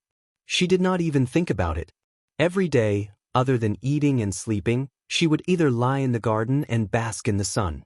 Her days were free and at ease. Chapter 2644. Chaos in the Hearts of People. 1. More importantly, Leng Ruoxue did not care about what the outside world thought about her. She was still the same until the mother parasol tree could not stand it anymore. She asked helplessly, "Shui, how long do you plan to be lazy?" "I'm slacking." Leng Ruoxue, who was lying on the deck chair in the garden, blinked her beautiful eyes and said innocently, "Of course there is. Do you know that the outside world is guessing what you're doing and when you're going to deal with Sun Tao? Many forces can't wait. They're in constant fear every day, afraid that Sun Tao will come to find them. Especially after they heard that the dogs that had submitted to Sun Tao had been released, some forces were furious. You're hiding here and not asking about anything, but the two little guys of the Leng family are so busy. It's really not easy for them." The mother parasol tree sighed as it spoke, and it conveniently pitted Leng Xiaoqing and Leng Xiaoxiao. Even though the mother parasol tree said that, Leng Ruoxue could hear a hint of schadenfreude in its tone. Furthermore, Leng Ruoxue knew that the mother parasol tree had been enjoying the show for the past few days. When it had nothing to do, it would use its divine consciousness to watch the show. Hence, she did not believe that the mother parasol tree would suddenly act up with a sense of justice and wanted to accuse her of being irresponsible. "Senior, since you feel so sorry for someone, why don't you go and help them?" Leng Ruoxue teased with a smile. "Help them? How can I help?" The mother parasol tree was shocked and immediately became alert. Nothing good would come out of this little girl asking her for help. She could not be fooled. "I'm just helping them calm down the angry forces. With Senior's pressure, I believe they will shut up soon." Leng Ruoxue laughed evilly. "Girl, you've already signed a contract with them. Can't you just do what you're supposed to do?" The mother parasol tree asked immediately. "I'm on official business. However, some people are too impatient, so I can only ask Senior for help." Lung Ruoxue said innocently. You're on business? You eat and sleep every day, then eat again after you sleep, or you'll be sunbathing in the garden. Is this called doing proper business? And those little beasts of yours, too, playing all day and disappearing without a trace, leaving early and returning late. Wait, could it be that you had them monitor Sun Tao? The mother parasol tree suddenly thought of this possibility and quickly asked. No, they took the golden hawk out to play. The few of them have been getting along quite well recently. Lung Ruoxue nodded in satisfaction. Girl, I know it's impossible for you to not have any thoughts about it, so don't play dumb with me. Tell me first. The mother parasol tree pleaded anxiously. Senior, can't you see that I'm just waiting for an opportunity? Lung Ruoxue asked with a smile. The rabbit is Sun Tao? The mother parasol tree asked with uncertainty. It's only one. Lung Ruoxue said calmly. Are you sure he'll come? Why do I feel like he'll hide in a rat hole the moment he hears your name? The parasol tree mother tree said matter-of-factly. Shui Er's reputation was notorious. She really did not think that Sun Tao would take the initiative to come to her door and get beaten up. Then how low was the other party's IQ? Senior, you don't know him. If he knows him in the city, he'll come. If that's the case, do we still need to find him? Just wait here. Besides, just to be safe, he'll also bring the entire Wen family over. Lung Ruoxue said confidently. You're so sure? The mother parasol tree was in disbelief. I'm sure, and I'm certain. Sun Tao is an obstinate and self-opinionated person. He thinks that Haotian continent is already under his control, and he has the Wen family as his helpers. Naturally, he won't take me seriously, so he will definitely come. Lung Ruoxue laughed. What if he didn't come? Wouldn't you be waiting for nothing? The mother parasol tree reminded. Thanks, based on my understanding of him, he won't let go of such a good opportunity, especially when he knows that I'm coming back alone. He'll think that his chance has come. Lung Ruoxue was exceptionally confident. Since you're so sure, then I can only wait and see. The mother parasol tree did not know what to say when it saw how confident Lung Ruoxue was. Just as she was about to change the topic, she suddenly saw her baby and the rest return from the outside from the corner of her eye. The mother parasol tree smiled and said, I actually saw you guys come back during the day. It's really not easy. Ooh, Master, Senior Tree, we're on the verge of a mental breakdown. Hearing the voice of the mother parasol tree, you was the first to start wailing. When Lung Ruoxue and the mother parasol tree saw this, they looked at the dejected little fellows in confusion. What was going on? Who had the ability to make them collapse? The two of them were very curious. However, none of the 5 little beasts answered their questions. Instead, they cried together. Lung Ruoxue and the mother parasol tree were speechless when they saw this. Did it have to be so exaggerated? Lung Ruoxue would never believe that they had encountered something so sad. One had to know that other than Mei, the other 4 little beasts had always been heartless. But now Mei was crying with them. How serious was this matter? Left with no choice, Lung Ruoxue and the mother parasol tree carried the little beasts and coaxed them one by one. Master, you should throw that golden eagle away. If we stay with it, we'll be driven mad. You, who was being coaxed by Lung Ruoxue, said with a choked voice. Hearing this, Lung Ruoxue and the mother parasol tree looked at each other and understood immediately. It seemed that the 5 little guys had also experienced the golden eagle's character and were deeply shocked. Lung Ruoxue pitied them in her heart and asked again, Where's the golden eagle? Why didn't he come back with you? The 5 little beasts looked at each other, but no one answered. Where is it? Lung Ruoxue, who felt that something was amiss, asked again. It's very good. We put it in a mountain near the proud cold city. We saw that it liked it there, so we left it there. You looked at his master carefully and explained. You guys have already thrown it away? Lung Ruoxue was speechless. These little fellows were just asking her to lose the golden hawk. So they wanted to act first and report later. We didn't leave it behind. It said it liked that place. You emphasized. With that, it quickly lowered its little head, not daring to look at Lung Ruoxue. Naturally, Lung Ruoxue could see a trace of guilt on its face. Are there any mountains near the city? Why can't I find it? The mother parasol tree, who had a map of the Haotian continent in her hand, could not help but ask. There is. The mountain isn't big, so it's not on the map. More importantly, it's very quiet there. No humans will come to disturb it. Baby quickly explained. You guys are not talking about a barren mountain, are you? Oh my God. That little fellow will starve to death. When the mother parasol tree heard that, it was a little worried. How can that be? It will find its own food. For so many years, without us, it has still lived well. Baby said disapprovingly. Chapter 2645. Chaos in the Hearts of People, 2. That's different. If it was a barren mountain without any plants, it would be the first golden eagle to die of hunger on the Haotian continent. Swear, we have to go find that little fellow. The mother parasol tree was kind and full of love. It could not bear to see the little fellow die from hunger. Let's go find it. Lung Ruoxue nodded. Then, she pretended to look at the 5 little beasts unhappily, as if she was blaming them for making their own decisions. Master?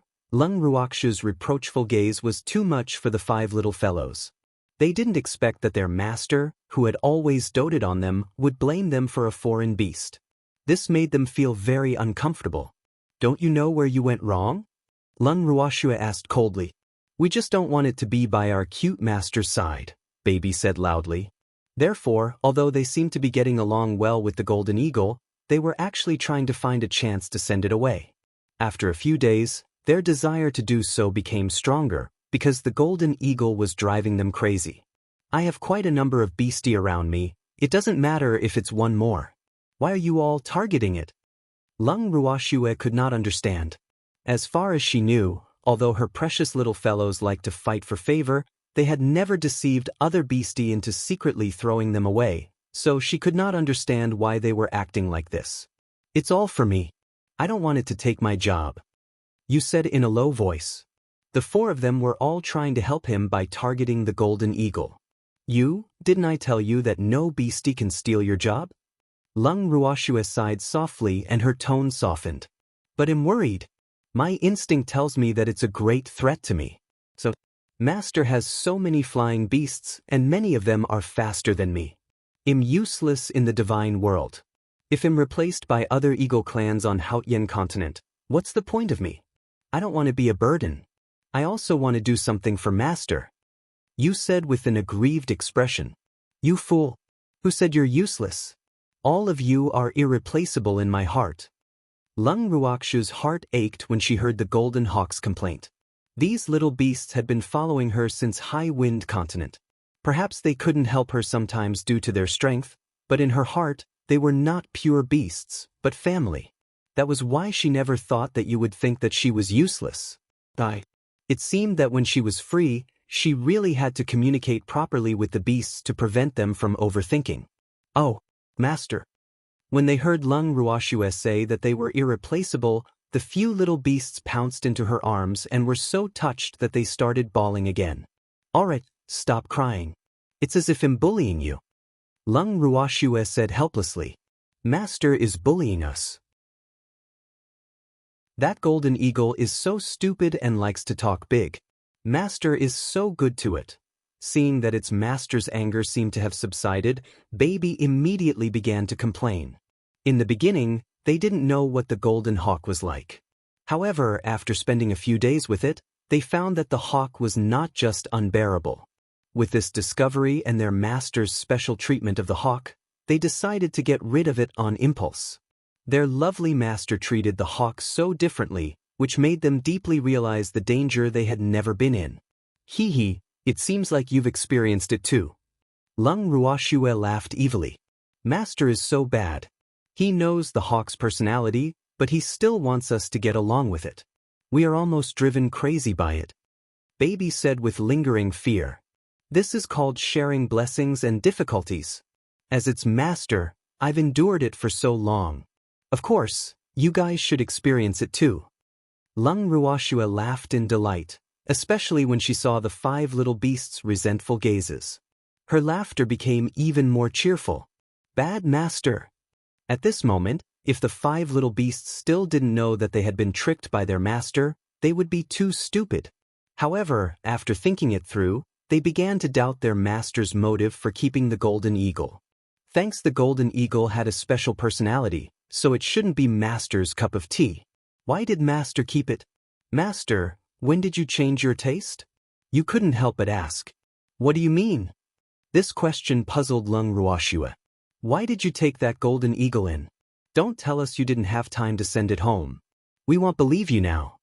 Baby took over Yes' question and said it very straightforwardly. Not having time is one thing, but I do want to keep it. Don't you think it's quite interesting? If there are any difficult enemies in the future, well, send it into the enemy's territory to brainwash them, and it'll be twice the result with half the effort. Lung Ruoxue said nonchalantly.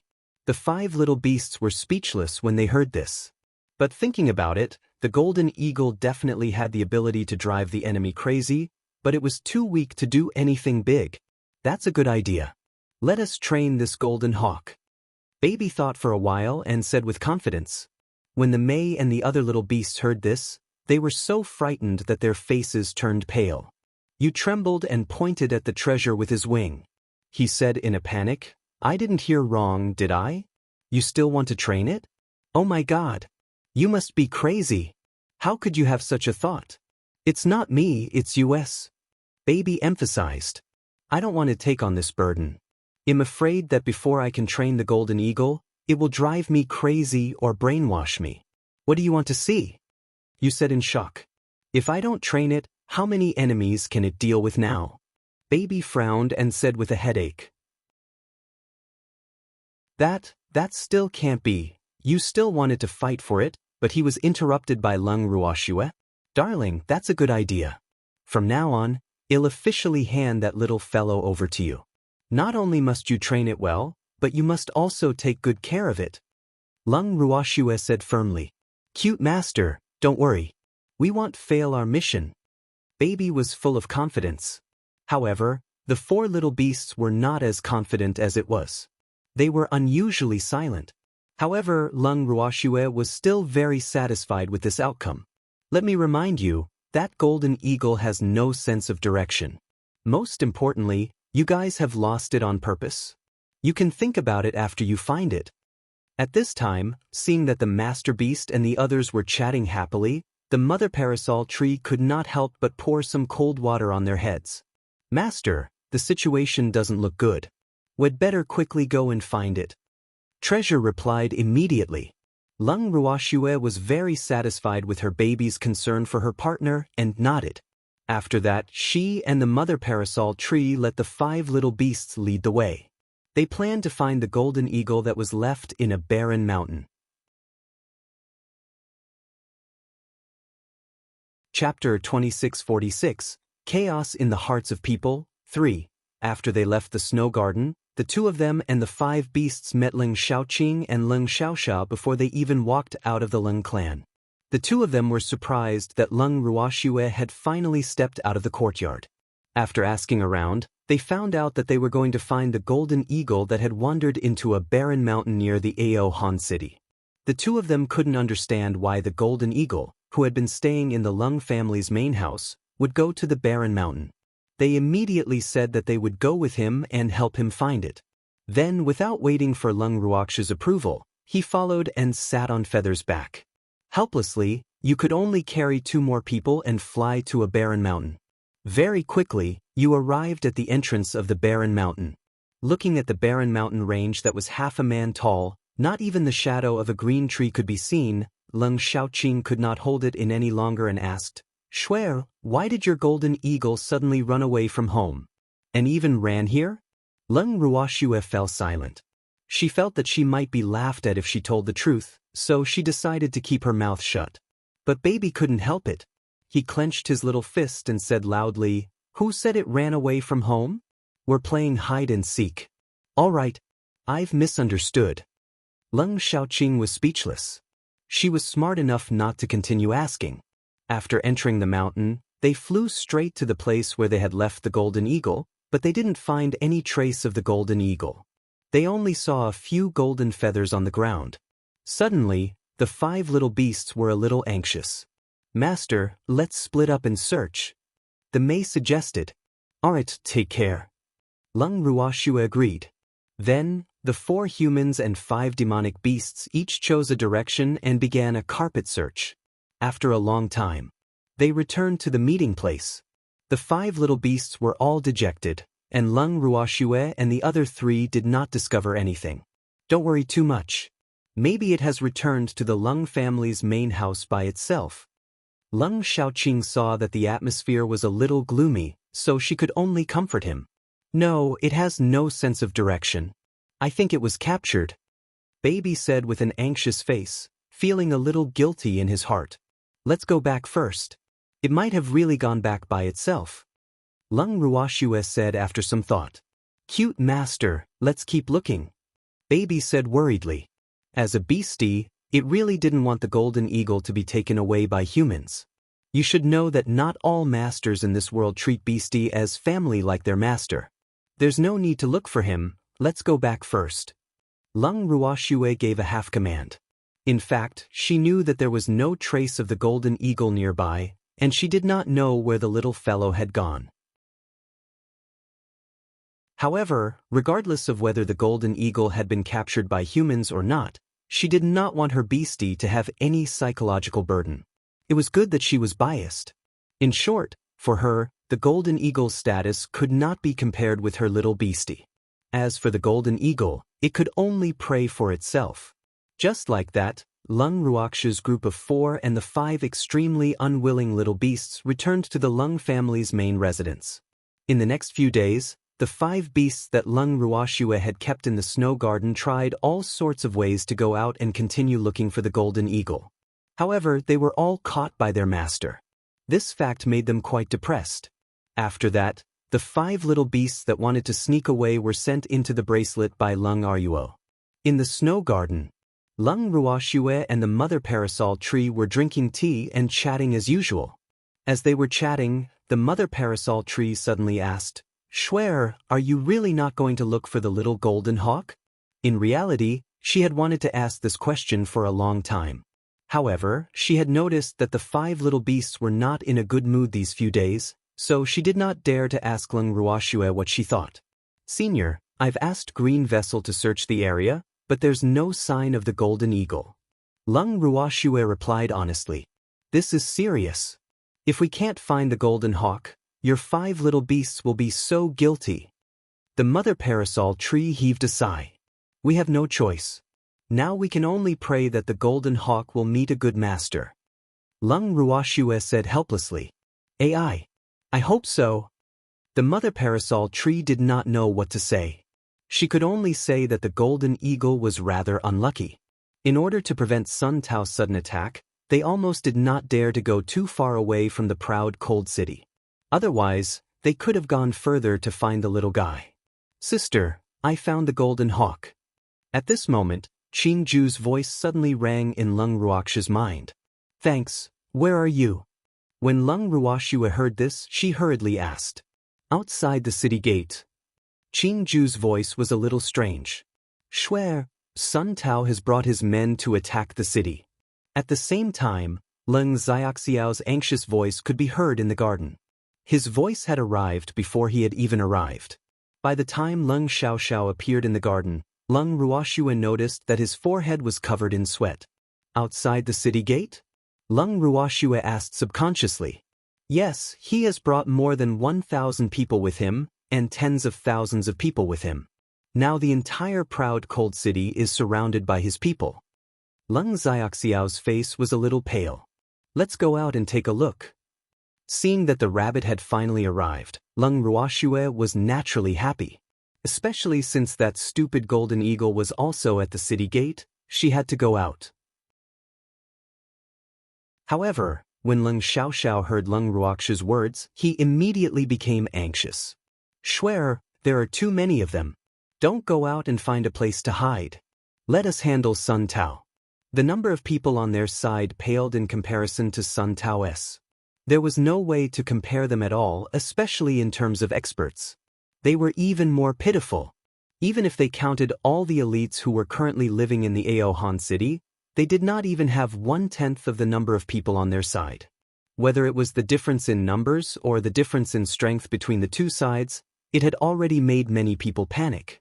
At this moment, even if they had confidence in Leng Ruoxue, those who had not seen her true strength were completely flustered. Even Leng Xiaoqing and Leng Xiaoxiao started to worry about Leng Ruoxue. It was clear that Sun Tao was here for Shuer. Now, the other party was making a scene outside the city, demanding that they hand Shuer over. How could they possibly do that?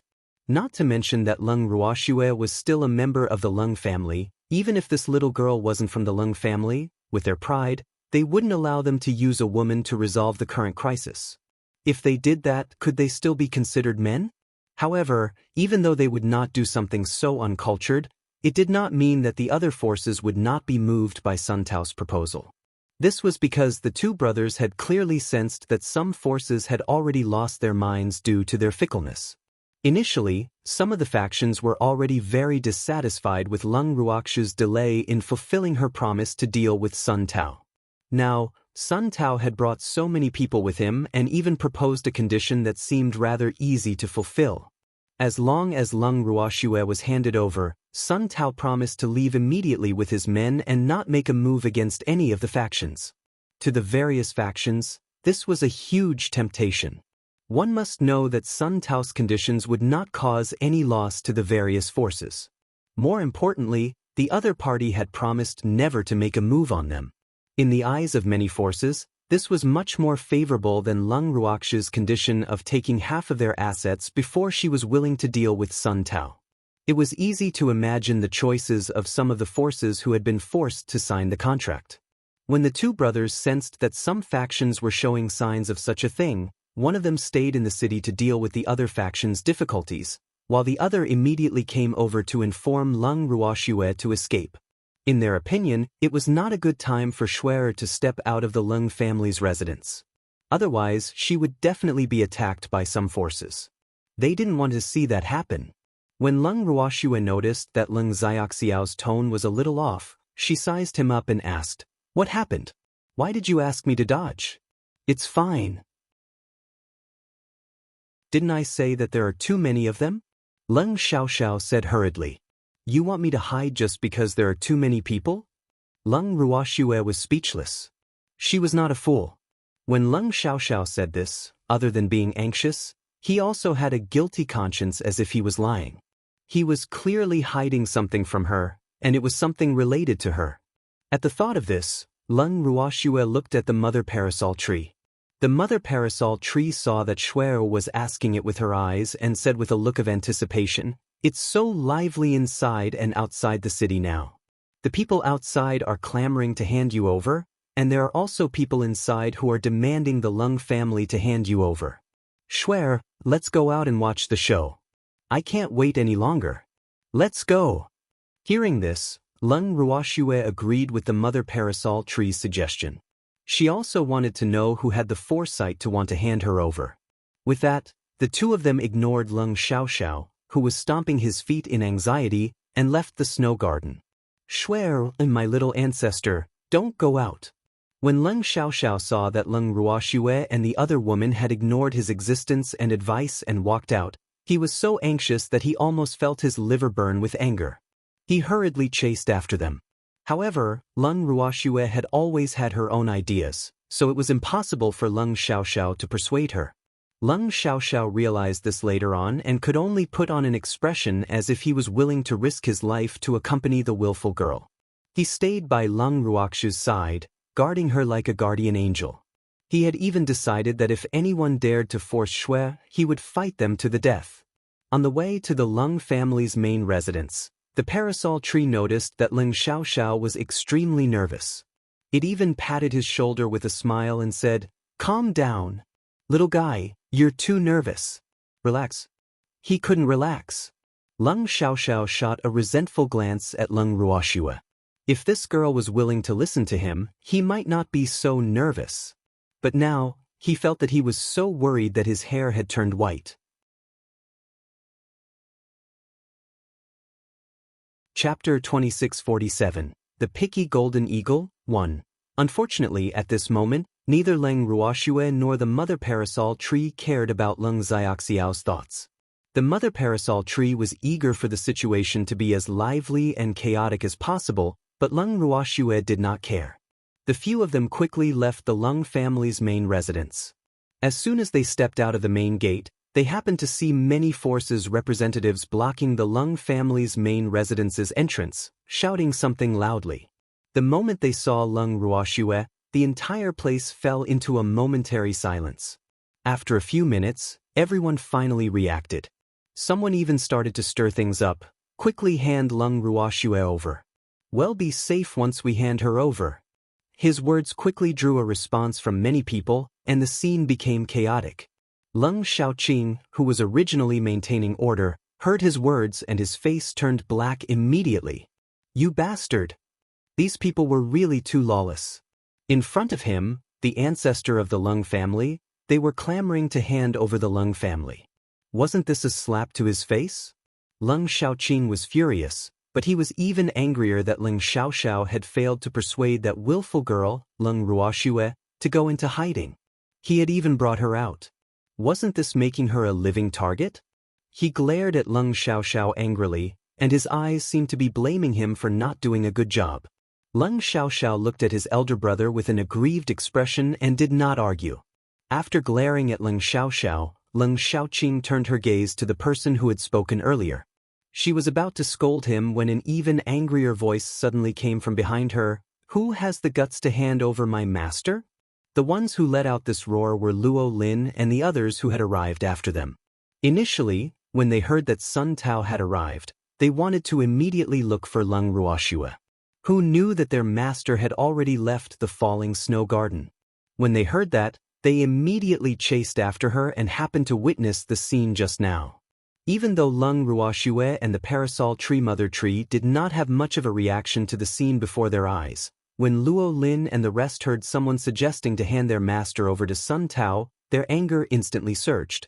The head butler of Wanshan City was one step ahead and grabbed the collar of the instigator, loudly questioning, "Are you the one who wants to hand over my master?"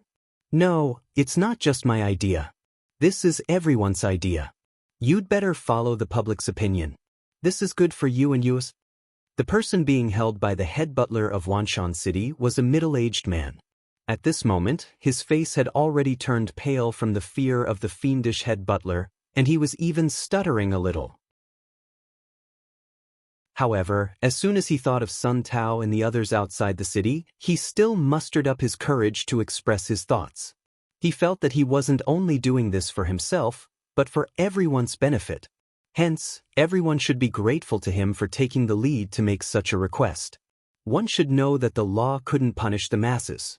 If this was everyone's intention, then Leng Ruoxue would have no choice but to comply. But would Leng Ruoxue do what he had imagined? The answer was no. When the myriad mountain city's head butler heard the other party's words, he snorted and roared, "Bullshit! What do you mean by everyone's intention? This was clearly your own idea, and you actually pushed the responsibility onto everyone. What kind of heart do you have?" At a time like this, instead of thinking about how everyone should work together to deal with Sun Tao, you're instigating internal strife among us. Are you a spy sent by Sun Tao? Thanks, I am not. Don't wrong me. The middle-aged man was furious. In a short moment his pale face turned red. It was obvious how angry he was. It must be known that in the middle-aged man's mind, instigating was one thing, but he definitely couldn't let the other party pin the blame of Sun Tao's traitor on his head. If everyone suspected him like that, even if Sun Tao didn't attack him, these people wouldn't let him off. So for the sake of his life, he couldn't be wronged like that no matter what. However, after many years of experience, the head butler of the Wanshan City was no longer the kind bandit he was in the past. The current him had the aura of a superior. Seeing that the other party seemed to want to put up a last-ditch struggle, he coldly laughed and said, "Wrongly accused you? Do I need to do that? Of course there is. You are Leng Ruoxue's subordinate. Because I suggested for everyone to hand Leng Ruoxue over, you bore a grudge against me." The middle-aged man quibbled. "All right. I hate you so much, so shouldn't I just kill you now? Who asked you to incite everyone to hand over my master? I have no choice. Wanshan City's head butler said with a face full of evil intent. His cold eyes swept across the others. These fence-sitters, he really hoped that Sun Tao could get rid of them all. Otherwise, helping them might just turn out to be a bunch of ungrateful wolves. You, too. The middle-aged man was so angry that he couldn't speak. After taking a few deep breaths, he turned his head to the people behind him and continued to incite. You guys heard it. Because I suggested that we hand over his master, not only did he accuse me, he even wanted to cut me off. So, you guys have to do me justice. Who did I do it for? It was all for everyone's safety. For the safety of the entire Haotian continent. The middle-aged man's words were sincere and earnest. Those who had the same thoughts as him secretly nodded. However, some people sneered at his words and suggestions. You put everyone's safety and the safety of Haotian continent on the basis of sacrificing a woman. You call this for everyone's good? You're a disgrace to all men. The Lan clan's old ancestor was the first to speak in disdain. After he finished speaking, he even nodded towards Leng Ruoxue, indicating that he was on her side. Naturally, Leng Ruoxue returned him a smile to show that she appreciated his kindness. Lan Lai saw that his ancestor had stood up for him, so he naturally agreed. That's right, are you even worthy of being a man? What did your parents teach you? You're always thinking of sacrificing others when you're in danger. No wonder your family is still a small, unranked family. With your thoughts, your family will never be able to become strong. I truly feel sorry for your clansmen. How could they have a clan head like you? You sacrificed a weak woman when you encountered danger today, but what about next time? If there's any more danger, are you going to sacrifice your family? Lan Lai's words were malicious and seemed to be trying to sow discord. The middle-aged man's family members listened to Lan Lai's words and thought about it carefully. After all, this kind of thing could happen in the future. They knew better than anyone else what kind of person their master was. He was a timid person. To say that he was a spy planted by Sun Tao was indeed an injustice. Their family head did not have the brains to think of submitting to Sun Tao. Furthermore, their family's strength was too low. Sun Tao might not even be interested in them. And now, in order to protect himself, the family head had obviously offended those who were close to Leng Ruoxue. As such, some of the more flexible-minded people were thinking about whether they should unite with the family head or go against him. These people were very conflicted. This was because Sun Tao's strength was obvious, while Leng Ruoxue's strength was like a flower in the water or the moon in the mirror. No one could figure it out. Therefore, they didn't know what to do for a while.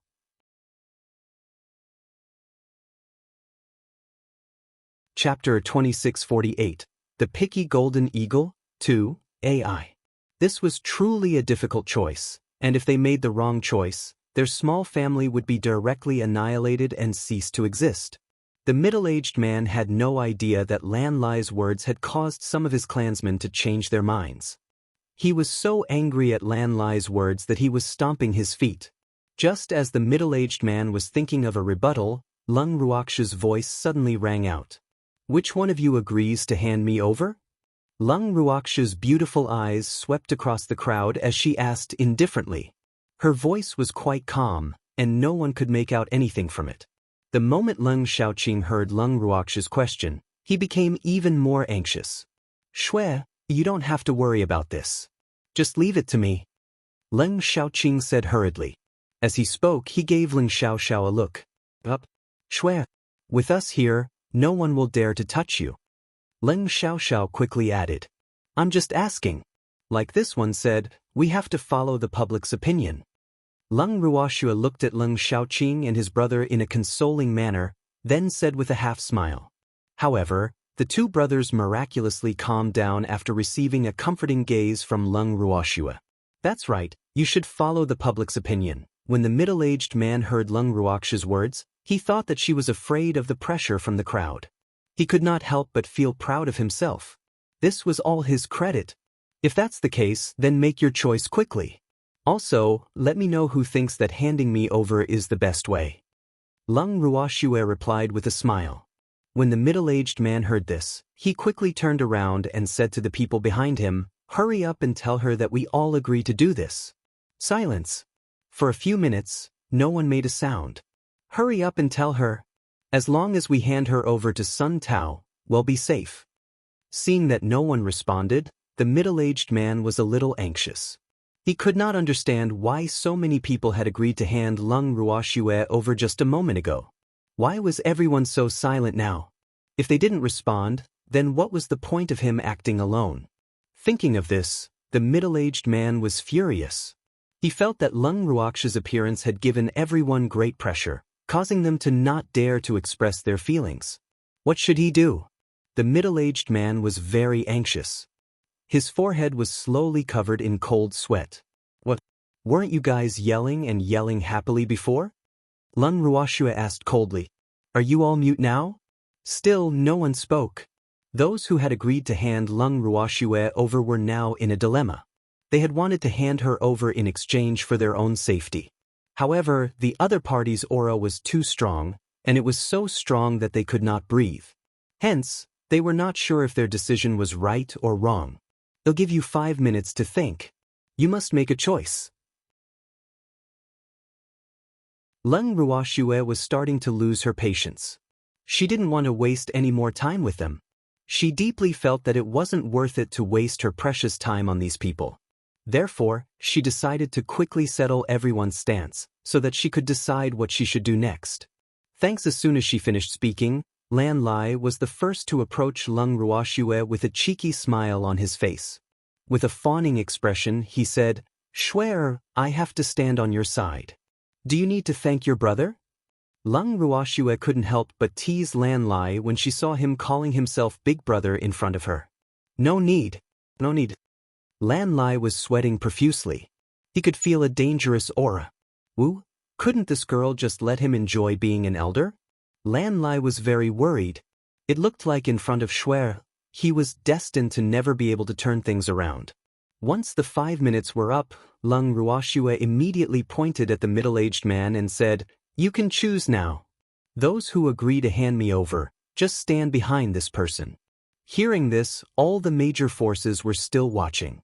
Lan Lai took a look and immediately called out to the Lan family members, "The Lan family, stand on my side." Everyone from the Lan family looked at each other. Seeing that the old ancestor did not move, none of them dared to make a decision on their own. It was only until the old ancestor of the Lan family sighed softly that he spoke, "Follow me." After he finished speaking, he brought the remaining members of the Lan clan and stood between Lung Ruoxue and the middle-aged man. They each took a look at each other before they stood behind the middle-aged man in shock. Instantly, the middle-aged man was pleased. Lan Lai, the Lung family, and the other major forces were all dumbfounded. What was going on? The Lan family's old ancestor was speaking up for Lung Ruoxue just now and looked down on a certain someone who wanted to sacrifice a woman in exchange for his own safety. Why did the Lan family's old ancestor take the lead to go back on his word in such a short time? Especially since the Lan family's old ancestor and young master had made different choices. Was this the rhythm of the Lan family's division? Everyone was puzzled. On the other hand, Ling Shaoqing and Ling Xiaoxiao were extremely furious.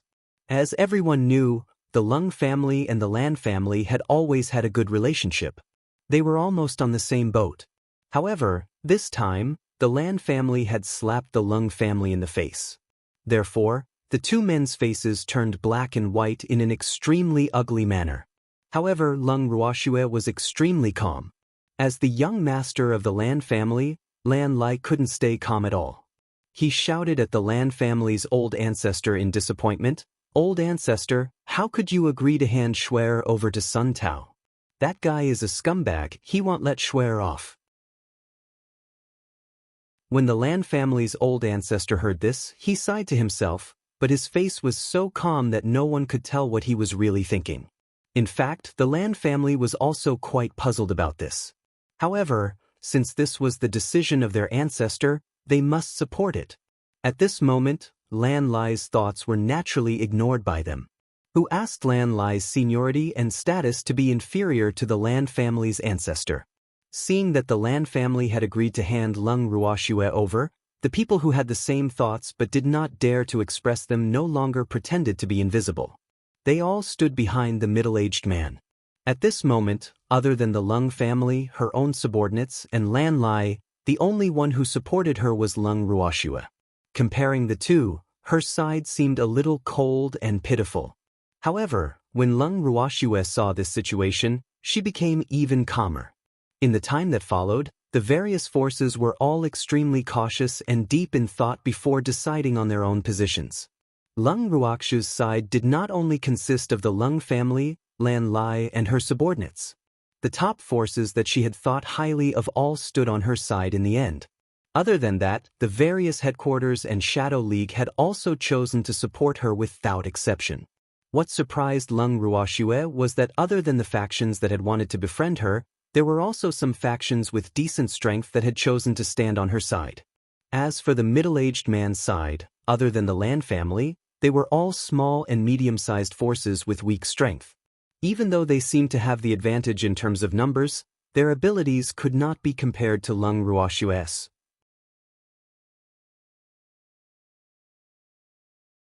Chapter 2649, The Picky Golden Eagle, 3. Has everyone made their choice? Lung Ruoxue's beautiful eyes swept across the people on both sides as she asked. Wait! Suddenly, the Lan clan's old ancestor spoke. For some reason, the middle-aged man felt uneasy. However, the Lan family's old ancestor did not give the other party a chance to speak. He said to Lung Ruoxue, I've thought about it carefully. I still can't support the idea of sacrificing a woman in exchange for my own safety. That's not what a man should do.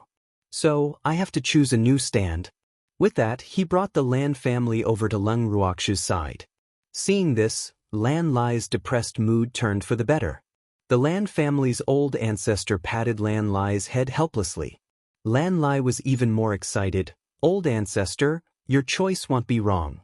Such a huge reversal caught everyone off guard. Especially the middle-aged man's side, everyone was petrified. One must know that a considerable number of factions had decided to sacrifice Lung Ruoxue because of the Lan family's choice. They felt that with the Lan family around, even if the Lung family was still angry, they would not do anything to them easily. However, things had completely exceeded everyone's expectations. The Lan family had turned against them. What should they do? Learn from the Lan family? I'm afraid not. Their family didn't have a Lan Lai who had a good relationship with Lung Ruoxue. Furthermore, Lan Lai had been on Lung Ruoxue's side from the start. The Lan family could also say that they had compromised for the sake of harmony in the family. What reason did they have? They had no reason to do so. The factions that supported handing Lung Ruoxue over couldn't think of a good solution to the current crisis. The current situation made them feel extremely uneasy. They had a feeling that something was about to happen, and this feeling was terrible. Lung Ruoxue didn't give the other factions a chance to turn against her. She only told them coldly, since you've chosen to sacrifice me, I can't keep you here. Please leave this place as soon as possible. Why you can't do this? When the middle-aged man heard this, he quickly regained his senses and said angrily, now that Sun Tao and the others were outside, wouldn't it be sending them to their deaths if they left the city? Would Sun Tao let them off for not being able to hand over Lung Ruoxue? The middle-aged man did not have that confidence. But now, he was also not confident that he could take Lung Ruoxue as a hostage from the other party. He knew that he had completely offended Lung Ruoxue, and the other party would not tolerate him. What a joke! Since you're handing me over to Sun Tao, you're naturally my enemy. Do you think I'll let you stay in the city and be ready to bite me at any time? Do you think I'm an idiot? Lung Ruoxue mocked.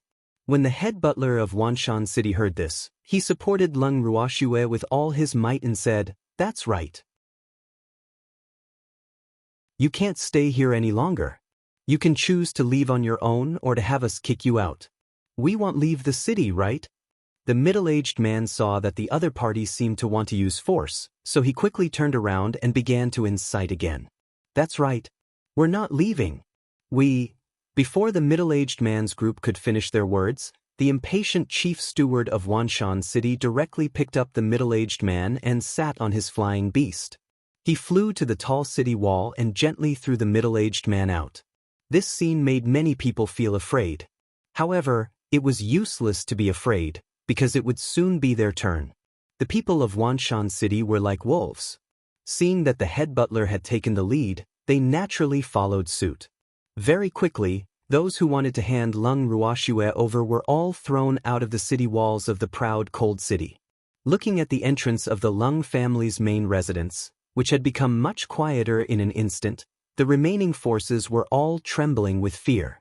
These people were really too barbaric and didn't play by the rules. They actually threw the other party out. One had to know that this wasn't just a matter of losing face. There were still Sun Tao's men outside the city watching covetously. At the same time, they were also glad that they had made the choice. Otherwise, they would have been the ones to be treated like this. Thanks. After doing all this, everyone from the Wanshan city clapped their hands in disgust, as if they had just thrown something dirty. The people they had thrown out of the city were all panicking. Although it was absolutely impossible for a cultivator to die from being thrown from such a high city wall, it would still be painful even if he did not die. After all, not everyone had the wind attribute and not everyone had the strength of a dark supreme. Therefore, they fell from the city wall in different postures. At the same time, Sun Tao and the rest who were waiting outside the city had also noticed the commotion. However, they were extremely puzzled by the commotion. What the hell was this? Even if they knew that they were no match for them, they didn't have to jump down from the city wall, right? He wouldn't die from the fall and would be completely exposed in front of them. What was the use? Initially, Sun Tao and the rest were very relaxed. However, when they heard those bangs, after the sound of a heavy object falling to the ground, they could no longer remain calm. The moment Sun Tao recalled that Lung Ruoxue was in the proud cold city, he felt that this could be the cunning woman's plan. Hence, he had no choice but to be on guard. Summoning his confidant, Sun Tao ordered him to capture a few people to interrogate them about the other party's intentions. Without any effort, a few unlucky people became Sun Tao's prisoners, including the middle-aged man. After sizing him up, Sun Tao looked down and asked, "You guys? Are the spies sent by Lung Ruoxue?" "No, we were thrown out by that bad woman's subordinates." When the middle-aged man heard this, he suppressed the fear in his heart and complained. "Tell me about it." Sun Tao was quite interested in this explanation, and the middle-aged man, who was full of resentment, did not disappoint him. He explained the matter clearly in a few words. In the end, the middle-aged man even looked at Sun Tao and said, "Senior, I was definitely responding to your call to hand Lung Ruoxue over to you. But someone disagreed and I couldn't do anything. Now we have been chased out of the proud cold city. Senior, you have to help us." The middle-aged man cried and begged. Sun Tao patted his head and comforted him. "Don't worry, I will make the decision for you. Your choice is wise. Now, tell me, what kind of people are there in the city? I'm hungry." Just as Sun Tao was about to ask about Ao Hancheng's strength, a bitter voice suddenly rang out. Hearing that, Sun Tao turned around and scolded, "Eat. You only know how to eat. You won't starve to death if you don't eat. You're abusing cute little animals. I'm going to sue you." As he spoke, a small golden eagle had already flown in front of Sun Tao and landed on the middle-aged man's head. The middle-aged man was so scared that he didn't dare to move, because he could clearly feel the sharp claws of the eaglet on his head. If he moved carelessly, the eagle's claws would accidentally scratch his head, and his head would probably be cut off. No one knew whether it was intentional or not, but the hawk was actually waving its sharp claws here and there. Feeling a chill on the top of his head, the middle-aged man was so scared that his legs went soft. This was too much bullying. However, Sun Tao could not understand the fear in the middle-aged man's heart. Instead, he looked at the golden eagle in front of him impatiently and said, "Sue me? Where should we go? I'm not telling you. Otherwise, you should think of a way to destroy it." The golden hawk rolled its eyes and said, "I won't be fooled so easily." Sun Tao was furious. This damn golden eagle is so annoying. Sun Tao waved his hand as if he was shooing away a fly. He shouted impatiently, "Get lost. Get lost and don't appear in front of me again. Otherwise, I'll pluck all your feathers and you won't be able to fly in the sky. If I leave just because you tell me to, then I'll lose face. Let me tell you, Sun Mumu, I'm not leaving today. I just want to eat your food and live in your place. Who asked your subordinates to capture me? The golden eagle didn't care about Sun Tao's threat at all, and said with a shameless face, You're still clinging to us, so what? Didn't I tell you to get lost a long time ago? Why are you still following us? Sun Tao was going a little crazy when he heard this. It was all his blind subordinate's fault. He thought that he had caught a supreme-grade flying beast, but who knew that he had actually caught a demon? In just a few days, they were almost driven crazy by the golden eagle. What was even more annoying was that the cage couldn't keep it. He couldn't understand this. It was reasonable to say that this golden eagle was not very strong. It was just agile, fast, and slippery like a loach. But there were so many of them. It was impossible for them to be helpless against it, right? However, it was the truth. All of them together couldn't even take down a golden hawk. This result made everyone quite depressed. As for the golden hawk, they tried to get rid of it several times, but it always followed them like a shadow. It even asked them for food and water. If they didn't give it to it, they would be in a mess. If he didn't give her a good one, she wouldn't accept it either. He really didn't know where this ancestor came from. Why was he so difficult to serve? Sun Tao was confused, but in order to get rid of the hawk, he threw out a piece of dried meat out of habit, because it was the hawk's favorite snack. But this time, the hawk didn't even look at the dried meat, and even said with a disgusted face, You're letting me eat this broken thing?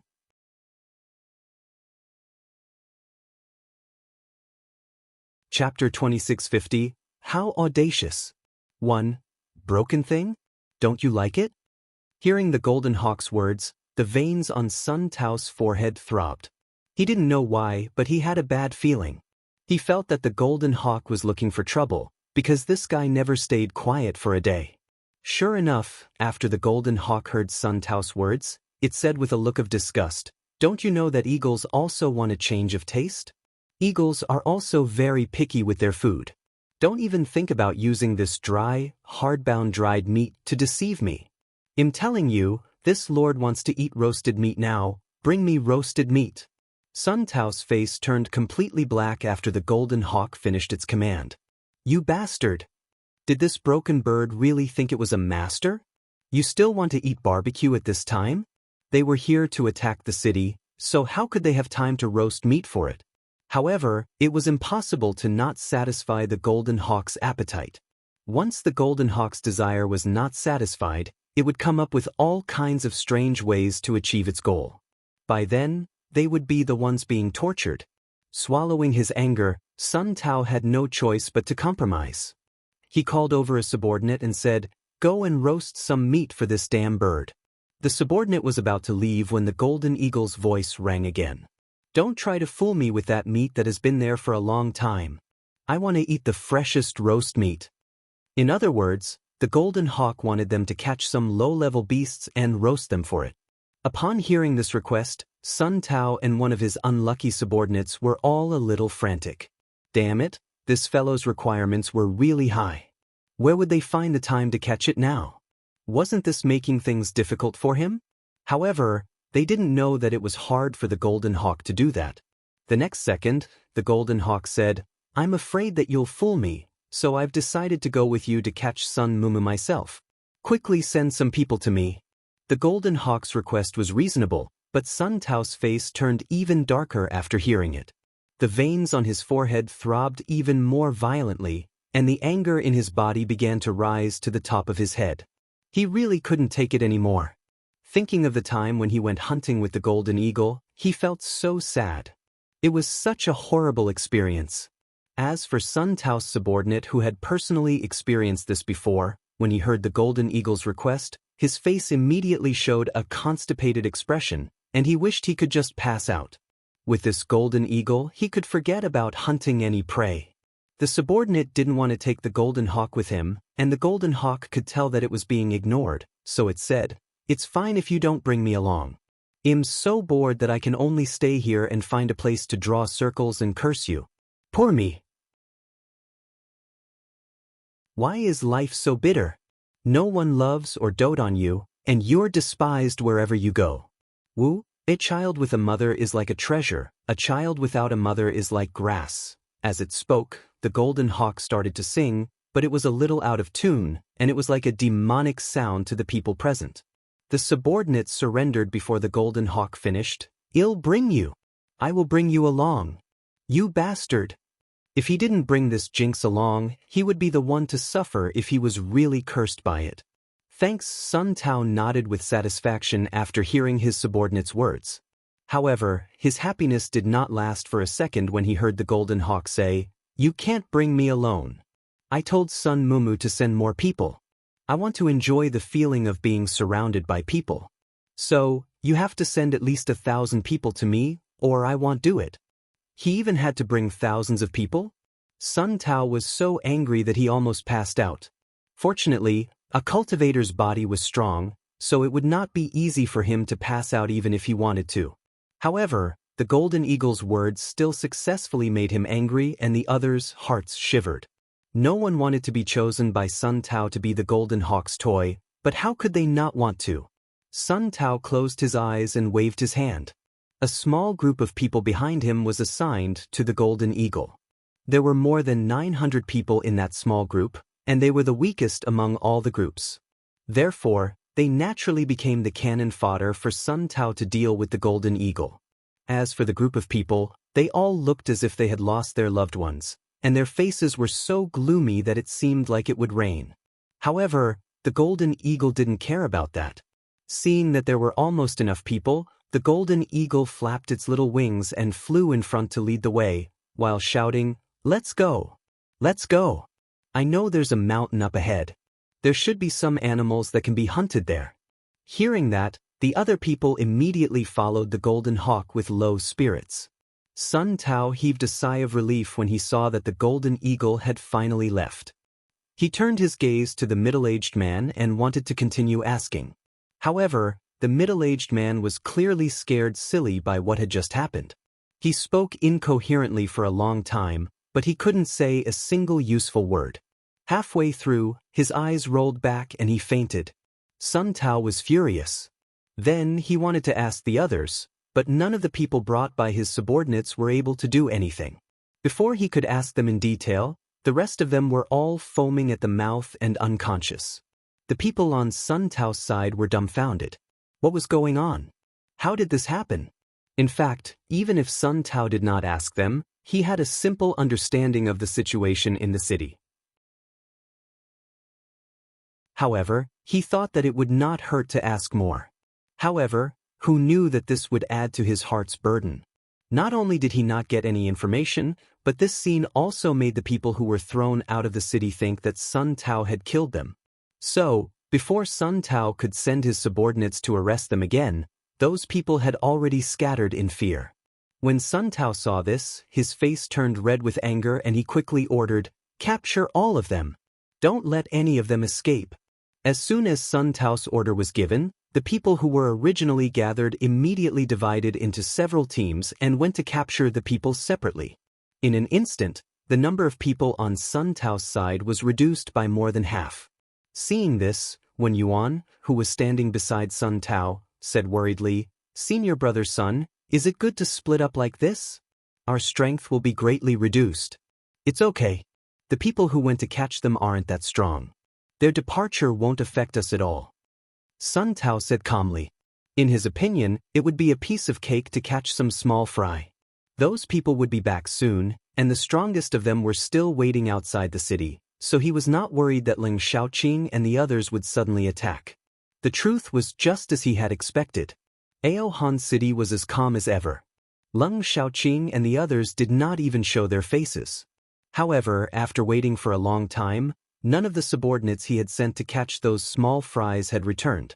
After a long time, some of Sun Tao's men could not hold it in anymore. Fortunately, Sun Tao managed to calm them down in time.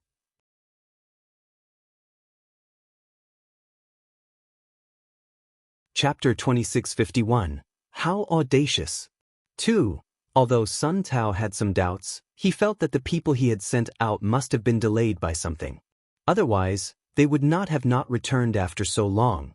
On the other side, Sun Tao's subordinate, who had been brought to the mountain by the Golden Eagle, looked at the barren mountain in front of him and felt so conflicted that his heart was almost twisted into a rope. You bastard! He wouldn't let them stay here to hunt, right? It would be a wonder if there was prey here. Although they thought so, seeing the hawk's excited expression, the team didn't dare to say anything. Instead, they resigned themselves to their fate and started to search in the mountain. After searching for a few rounds, they did not find anything. Just as everyone was feeling dejected, someone suddenly shouted, "There's a snake here. Everyone come quickly." When everyone heard this, they immediately became energized and ran towards the sound. When they arrived at their destination, they saw a palm-sized golden snake. It was looking at them with its misty eyes, confused and scared. It was a little small. This was the only thought everyone had when they saw the golden snake. However, no matter how small a snake was, it was still meat. Therefore, everyone pounced on the little snake collectively without thinking. When the little golden snake saw this, its body couldn't help but shiver, as if it was very afraid. Soon after, it was no longer fighting alone. This was because 4 small beasts had suddenly appeared beside it. There were 3 petite foxes, 1 white, 1 purple, 1 black, and a small black eagle. When everyone saw this, they couldn't help but rub their eyes, wondering why there were 4 more little beasts. However, they didn't think too much about it. They just felt that they could finally complete their task. What was more, the golden eagle didn't come out to make trouble. So this was a great opportunity for them to hunt. They could not let him go. Due to the sudden appearance of a few small beasts, everyone looked at each other, then split into several teams and pounced on the 5 small beasts. In an instant, the 5 little beasts suddenly grew in size, their fists and claws flying in unison. Silver light flickered in the air and drew a beautiful arc. With a thunderous bang, the group of people who thought that they could successfully complete the mission didn't even have time to react before they were directly turned into ashes and fell. All of this happened in just a few minutes.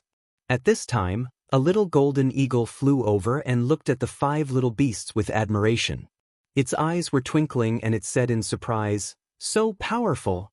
So powerful! My idol!" The golden eaglet said as it flew around the 5 little beasts. The May calmly took the golden eaglet into her arms and looked it up and down.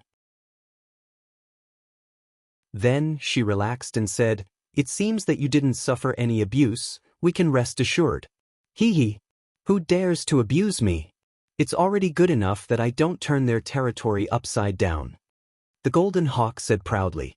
However, the 5 little beasts completely ignored its words. Baby was even more direct. Go and lure more people over. Well, just kill them here and take it as revenge for you. Thanks, hee hee. Good. But I don't know the way back. What should I do? The golden hawk agreed quickly, but soon it was worried again. When Baby heard that, he was so conflicted that he wanted to scratch the wall. If you don't know the way, how did you bring your men here just now? Although it really wanted to ask this, it felt that it was better not to get into a conflict with this stupid bird. It pretended to be calm and looked at Ling. Ling, accompany it for a while. All right then. Ling helplessly nodded. The golden hawk was happy to hear that. Go invisible. It said. Why are you invisible? With him invisible, it would be strange if Sun Tao and the others didn't become suspicious. Baby slapped the golden hawk's head and couldn't help but roar. You bastard! The intelligence of this eagle was really worrying. If they didn't feel guilty, they wouldn't have rushed out of the city when they heard their lovely master had found the golden eagle. However, when they saw the golden eagle, they deeply regretted it. This kind of emotion really made it very conflicted. Besides, except for the golden eagle, no human or beast could give them such a feeling. In short, it's very complicated, don't you think? Oh, all right then. I won't be invisible. The golden hawk didn't dare to refuse. Then, Ling unwillingly sat on the back of the golden eagle and gave it directions. The golden eagle then staggered back to the gate of the proud cold city. After seeing Sun Tao, the golden eagle even shouted excitedly, Sun Mumu, Grandpa is back. When Sun Tao heard this cry, more black lines appeared on his forehead. Just you? Where are my subordinates? Sun Tao felt a little uneasy when he didn't see his subordinates. Them? They had fallen into a trap. I'm here to deliver a letter to you. After saying that, the golden hawk calmly landed on the head of a man next to Sun Tao. Although that man was dissatisfied, he didn't object. Therefore, the golden hawk was more at ease. Ling, who was hiding on the golden hawk's back, twitched his mouth when he saw this. He really didn't know what to say. It was obvious that Sun Tao couldn't do anything to the golden hawk. He really didn't know how this little guy did it. He was very curious. However, now was not the time to ask about this, so it cleverly kept silent. How did they fall into the trap? Did you do it? He asked. Sun Tao was furious. The golden hawk felt wronged and looked at Sun Tao with a bitter face. Sun Mumu, how can you wrong a good man? It was clearly your subordinates who were eager to catch their prey, so they dug their own traps. Who knew that they would fall into the trap themselves instead of catching their prey? When the golden hawk said that, its face was so sincere that even Ling, who had been sitting on the back of the golden hawk, almost believed it. Seeing this, Ling was even more confused. The golden hawk seemed to be stupid. How did it learn to lie without them knowing? And it made people want to take it seriously? Did they underestimate the golden hawk? Or was there something that they didn't understand? Ling was at a loss. As for Sun Tao, he thought about what the golden eagle said and knew that his subordinates did have the habit of digging traps to catch large prey. However, he had sent out nearly 1,000 men, and there were more than a dozen of them. He couldn't possibly have all of them fall into the trap, right? Thinking of this, Sun Tao asked doubtfully, I sent nearly 1,000 men to catch your prey. Did they all fall in? Not all of them fell in, but the trap they dug was a little too big. When they were trying to save their companions, they were all pulled in by the people in the trap. The golden hawk said with a knowing expression. A bunch of idiots. Sun Tao had no choice but to believe it. Seeing that Sun Tao had finally believed him, the golden eagle pretended to be indifferent and said, Your subordinates are a bit stupid. In my opinion, there's no need to save them. Let them live and die on their own. Saving them won't be of much help to you, and you still have to raise them for nothing. It's really not worth it.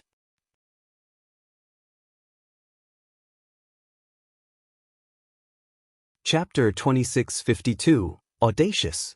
These words. Even Sun Tao wanted to admit that it was right. However, it would not work if he did not save the man. After all, he was his subordinate, and this was also related to his dignity. After pondering for a moment, Sun Tao immediately turned to a man in black beside him and said, Go and bring some people back to those idiots. It's not enough to just bring people back, you still have to hunt for me. The golden hawk couldn't help but remind. I can't do without your roasted meat. Sun Tao roared at the golden eagle, then turned to remind the man in black, Let's catch some more prey for it. Yes. The man in black nodded, then handsomely raised his eyebrows at the golden hawk and said, Please lead the way. Hee hee. No problem, lead the way, what's the point, I love it. After saying that, the golden hawk flew back to the barren mountain with excitement. The black-robed man and his subordinates followed closely behind. When they arrived at the barren mountain, the man in black and the others naturally enjoyed the same treatment as the previous group. The golden eagle became more and more excited, and even said that it was going to trick more people to come. Baby naturally slapped the golden hawk's head again and said, Do you know what it means to be 1 more, 2 more, and not 3 more? It's fine to lie about this once or twice, but it'll make people suspicious if you lie too much. Now, go back to Sun Tao's side and be our spy. We'll inform you immediately if there's any action. All right. The golden hawk agreed, but then it said, But I don't know the way back. The 5 little beasts were all speechless. As far as they knew, the golden eagle had come here with its own people and didn't use Ling to point the way, so why didn't it know the way back? What the hell is this? Then where did you come from? In the end, Baby couldn't bear it anymore and confirmed. Those who come get to know me. The golden hawk said with confidence. The 5 little beasts were speechless and didn't know what to say. But wasn't this a little too strange? How could there be a beast that only recognized the way here but not the way back? They felt that this was quite unbelievable. In the end, Ling had to go back and send the Golden Hawk back. When Sun Tao saw that only the Golden Hawk had returned, and the others had not followed him back, he was very surprised and said, "Where are the others?" "I don't know. I brought them there and came back first." The Golden Eagle had made sure to get away with it, but Sun Tao did not suspect that the Golden Eagle was lying to him. He did not expect that his subordinates had been completely annihilated. After hearing the Golden Eagle's words, he thought that his subordinates would be back soon. However, after waiting for several hours, there was still no news from those who fell into the trap and those who saved the man. At this time, the hawk started to make a fuss again, shouting, "I'm hungry. I'm starving. You bad guys are abusing cute little animals. I curse you to swallow your food and forget to bring toilet paper when you go to the toilet." The Golden Eagle kept talking, and Sun Tao finally couldn't bear it anymore and roared, "Shut up. Shut your mouth. Men, capture this noisy bird." As soon as the order was given, the scene immediately became chaotic. Many people began to move, trying to catch the Golden Eagle that had cursed them.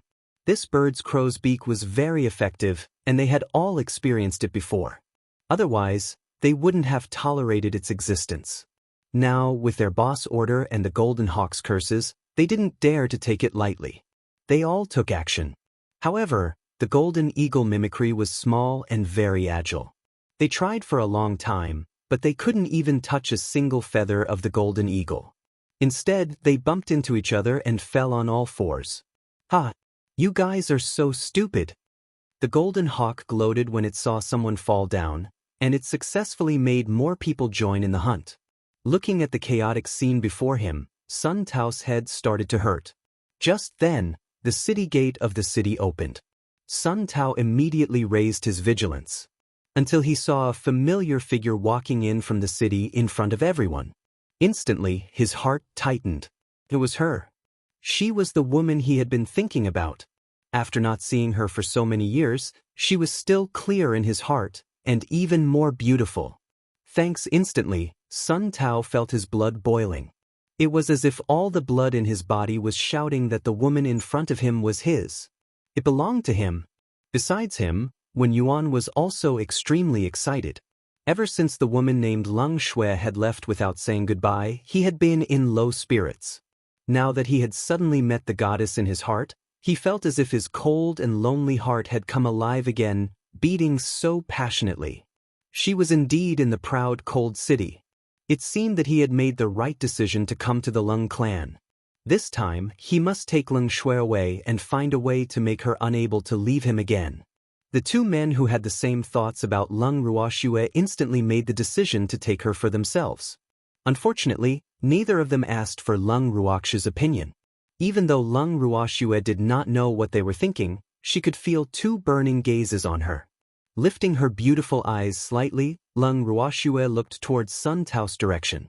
Other than Sun Tao, there was also Wen Yuan who was staring at her intently. Both of their eyes were emitting a fiery heat, revealing their thoughts. Towards this, Leng Ruoxue merely smiled faintly before saying, "It's been a long time, yup. I didn't expect the beauty to still think of me. I'm so touched." When Sun Tao saw Leng Ruoxue talking to him, he immediately replied agitatedly, "It's not that I'm thinking about you, I just didn't expect you to still be alive." Leng Ruoxue sighed and told the truth. "It's the same," Sun Tao said shamelessly. After Leng Ruoxue heard this, she was speechless. Was this the same? Why didn't she think so? However, when facing an extraordinary person, she had to treat him differently. This was because the other party was self-righteous and very good at distorting the meaning of other people's words. Therefore, she felt that she didn't need to say too much nonsense to Sun Tao. Then, she couldn't help but look away. She glanced at the panic in Sun Tao's team, and then at the Golden Eagle who had created this scene. She deeply felt that she didn't know the Golden Eagle well enough. She didn't expect this little fellow to have such great ability. It seemed that she had underestimated it in the past. When he realized that Leng Ruoxue was looking elsewhere, Sun Tao was a little angry. He raised his voice and shouted, "Leng Ruoxue, you took the initiative to leave the city. Are you here to beg for mercy? Lung Ruoxue was speechless. Was the word begging for mercy written on her face? Wrong, we're not here to beg for mercy, we're here to watch the fun. Your team is so lively.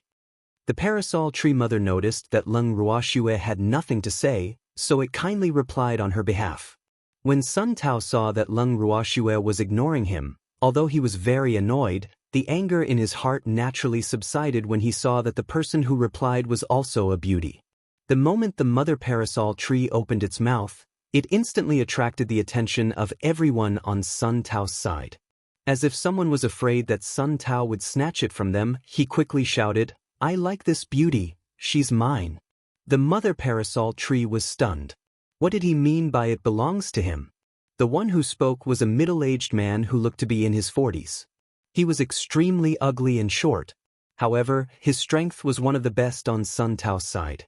Therefore, when he said that, the others who also had some thoughts about the mother parasol tree did not dare to speak. "Senior, someone has taken a fancy to you." At this moment, Lung Ruoxue saw that the mother parasol tree was still in a daze. She mischievously nudged the other party's arm and gloated at their misfortune. In an instant, the mother parasol tree reacted. Lung Xiaoqing and the others who had also heard her words broke out in cold sweat. Especially when they felt Lung Ruoxue's gloating tone, they could not help but feel 3 minutes of silence for the fellow who had taken a fancy to the mother parasol tree. Lung Xiaoqing and the others thought to themselves at the same time, "This guy is really bold." One had to know that even Lung Ruoxue addressed the other party as senior.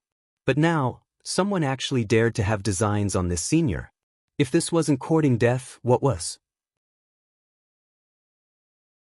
However, they were also curious as to how this senior would deal with that audacious fellow just now. "I'm looking forward to it." Just as Lung Xiaoqing and the rest were waiting eagerly, the parasol tree took a big step forward as expected. It then hooked its finger at the ugly middle-aged man and said, "Come, let's fight. If you can beat me, it'll be yours." When the ugly middle-aged man heard that, he immediately stood in front of the mother parasol tree in ecstasy. He looked at the mother parasol tree as if it was his own and said, "Beauty, that's what you said." "Yes." The mother parasol tree nodded happily. Seeing this, the ugly man's mood became even better. On the other hand, the people on Sun Tao's side were jealous and envious of his good luck. They deeply felt that this beauty seemed to have been picked up for free, and the ugly man had really taken advantage of her. Those on Lung Xiaoqing's side who were not aware of the status of the mother parasol tree were extremely worried. Someone even tugged at the corner of Lung Xiaoqing's clothes and asked softly, "Senior Lung, is it all right to let a woman take the lead? It can't be a meat bun hitting a dog, right? You bastard! You're the meat bun." Lung Xiaoqing retorted angrily. In her heart, she could not help but think, has anyone ever seen such a hard meat bun? Although he had never seen this senior's true strength, for that arrogant little girl Schwer to address her as senior, this woman's status was definitely not low. If such a meat bun was thrown out, the one who would be unlucky would definitely be a dog. However, the person who asked the question earlier clearly did not know what Lung Xiaoqing was thinking. He thought that he had angered Lung Xiaoqing by calling him a woman's meat bun. So, she was so scared that she didn't even dare to breathe, and she obediently pretended to be invisible.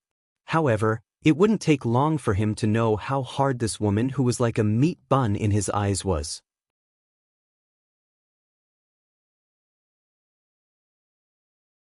Chapter 2653. It's over. 1. Someone broke out in a cold sweat for the mother parasol tree, but the mother parasol tree was unaware of that.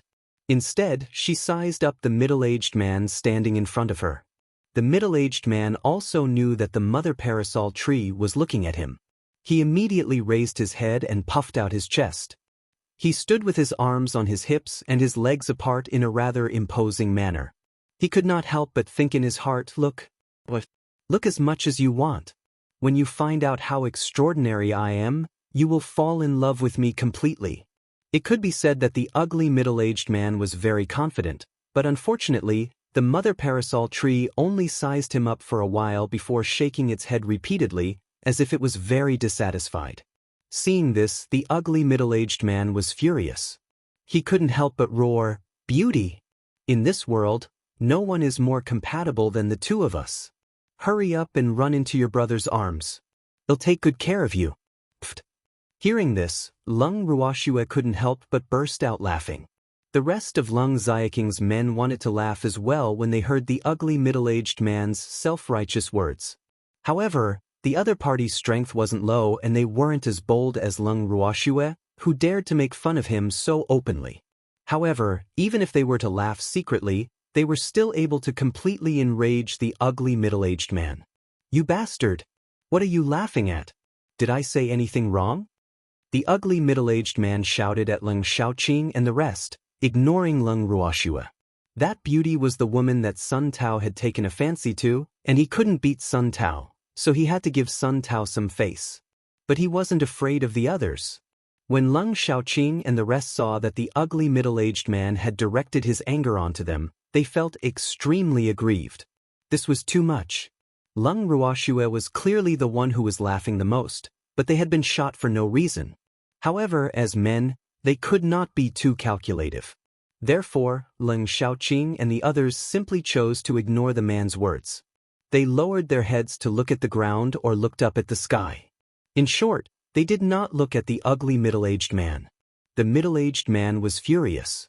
Just as he was planning to catch an unlucky fellow to warm up, who knew that his intention would be seen through by the mother parasol tree just as he took a step. "I'm your opponent." The mother parasol tree stopped the ugly middle-aged man who was only as tall as its chin. "I can do it too." At this moment, Lung Ruoxue also took a big step forward and stood beside the mother parasol tree. When the mother parasol tree saw this, it immediately said to Lung Ruoxue in dissatisfaction, "Girl, don't fight with me. It's okay, I don't mind." When the ugly middle-aged man saw that Lung Ruoxue had also come out, he immediately said happily, "Hee hee." He knew that his charm was boundless.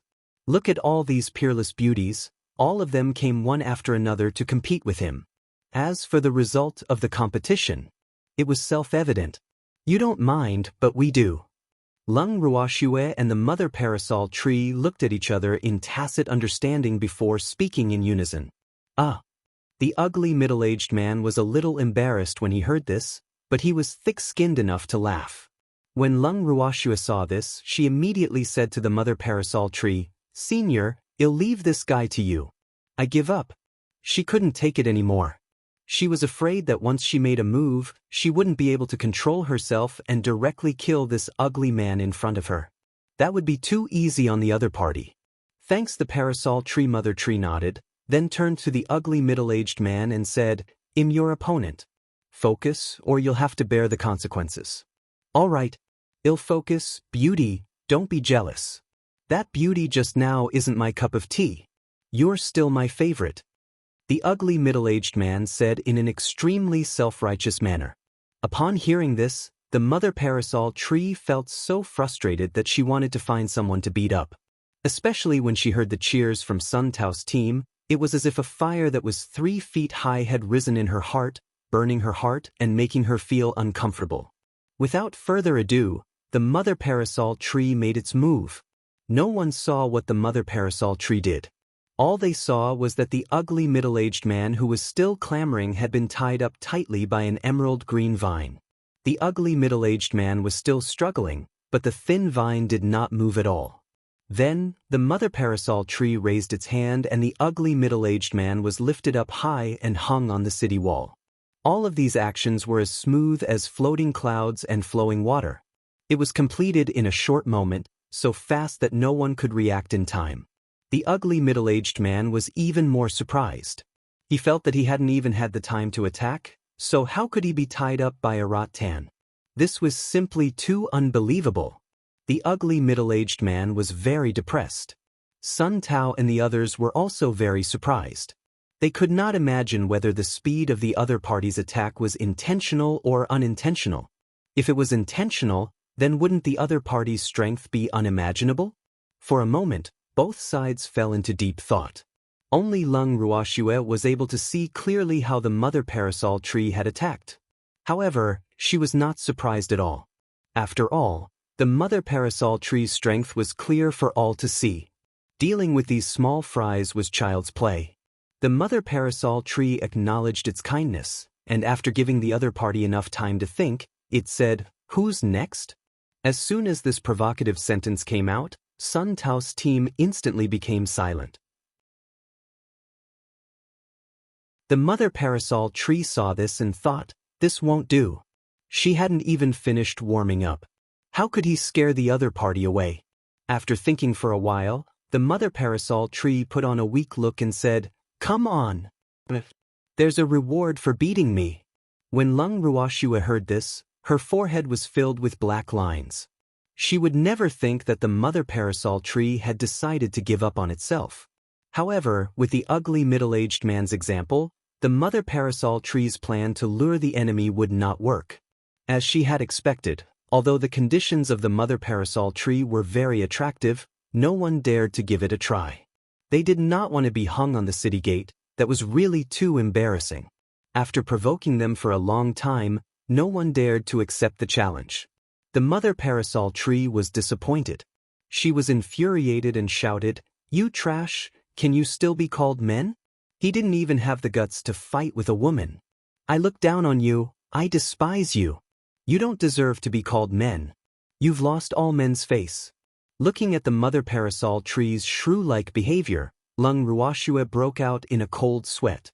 This mother parasol tree must have suffered a huge blow to be acting like a shrew without a care for its image. Lung Ruoxue pitied Sun Tao and the rest. Then, she gave the mother parasol tree a bad idea and said in a volume that everyone could hear, "Senior, it's just that no one dares to accept the challenge. Since they don't dare to make a move, I think you should take the initiative." Upon hearing this, the expressions of the people on Sun Tao's side changed drastically. They could not help but curse Lung Ruoxue in their hearts. A woman's heart was truly the most vicious. That woman had actually incited another seemingly powerful shrew to take the initiative to cause trouble for them. She was really too evil.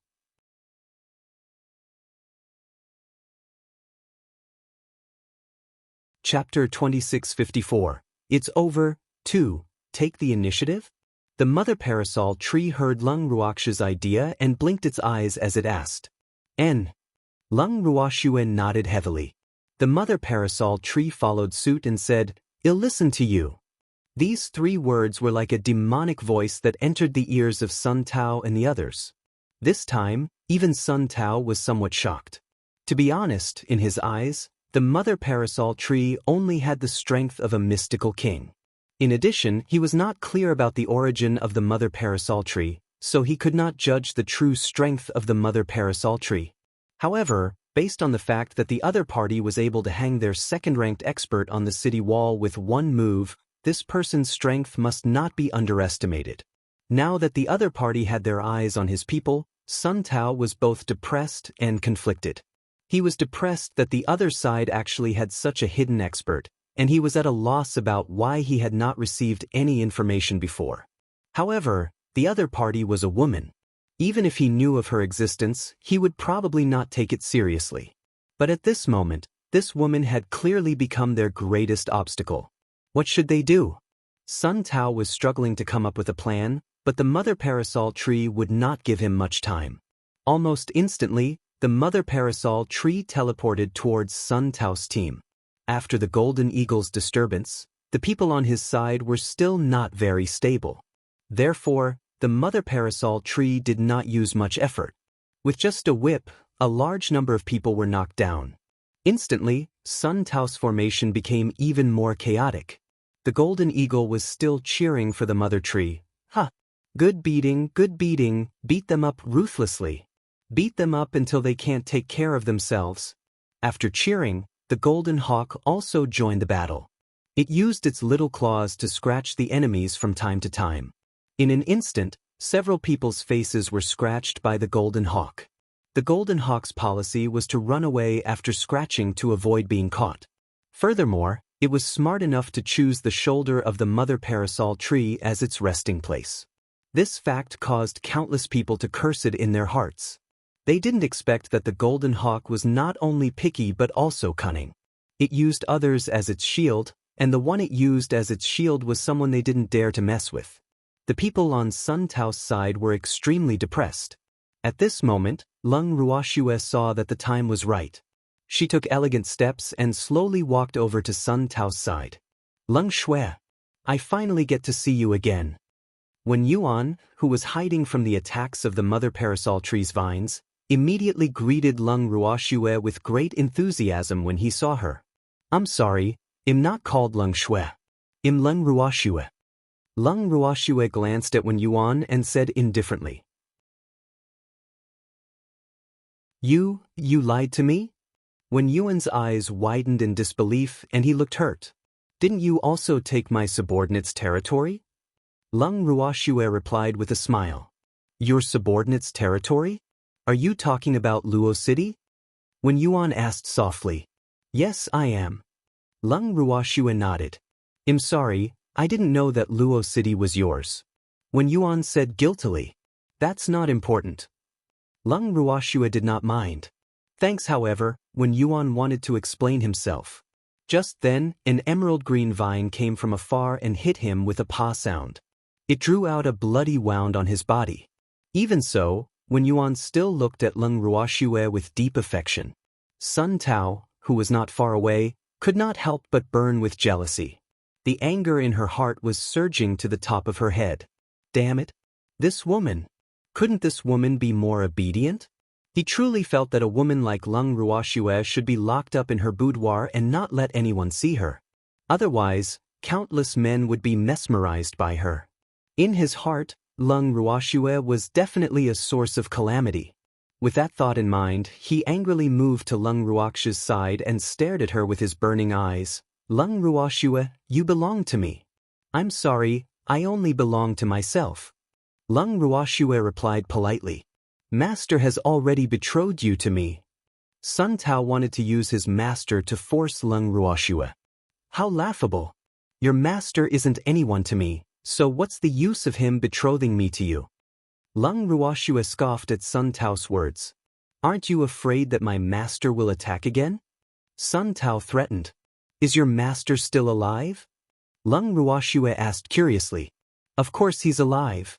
So, you should obediently surrender. Sun Tao thought that Leng Ruoxue was afraid of his master, so he quickly shouted. In your dreams. Leng Ruoxue laughed coldly. In an instant, a cold shadow appeared in her hand. Leng Ruoxue flicked her wrist lightly, and a fiery red sword ray flew through the air, heading straight for Sun Tao. Are you trying to murder your husband? Sun Tao dodged in a panic, but he did not stop teasing Leng Ruoxue. You bastard! Whose husband are you? Whose husband is he? Don't even think about my cute master, you're not worthy. Before Leng Ruoxue could even flare up, a petite purple figure suddenly descended from the sky and landed on Sun Tao's head. Immediately after, two tiny claws danced in the air, releasing rays of cold light as they scratched Sun Tao's face. Sun Tao, on the other hand, let out a heaven-shaking, God-weeping scream. Very quickly, Sun Tao's face was covered with claw marks and blood was flowing out. When Leng Xiaoqing and the others saw this scene from a distance, they could not help but feel the pain for him. This action was really too. They didn't know what to say.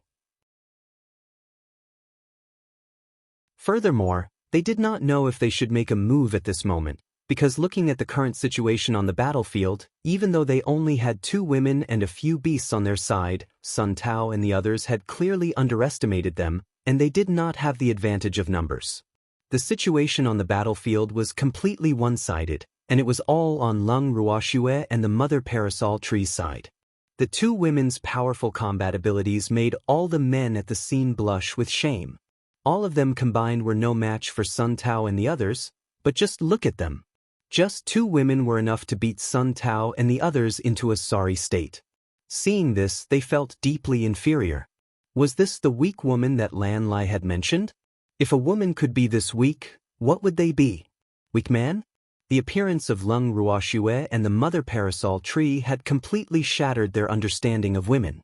Even though many people knew that Leng Ruoxue was not to be trifled with, There were also quite a number of people who were witnessing Lung Ruoxue in action for the first time. Hence, one could only imagine the shock in their hearts. In fact, many factions were rejoicing in their hearts that they had not agreed to hand Lung Ruoxue over. Otherwise, based on Lung Ruoxue's strength, the retaliation they would suffer would not be small. Just thinking about it made them feel terrified. Senior Leng, when are we going to make a move? The Lan clan's old ancestor, who had been watching the show for a while, suddenly went to Leng Xiaoking's side and asked softly, "You're tuning in to the Passion Pages YouTube channel. We're so grateful for your support, and don't forget to subscribe to join us on this incredible journey through captivating stories. Your generosity through donations truly makes a world of difference, as it's the primary source of revenue that allows me to expand and enhance this channel for you. Thank you from the bottom of my heart for being a part of this adventure."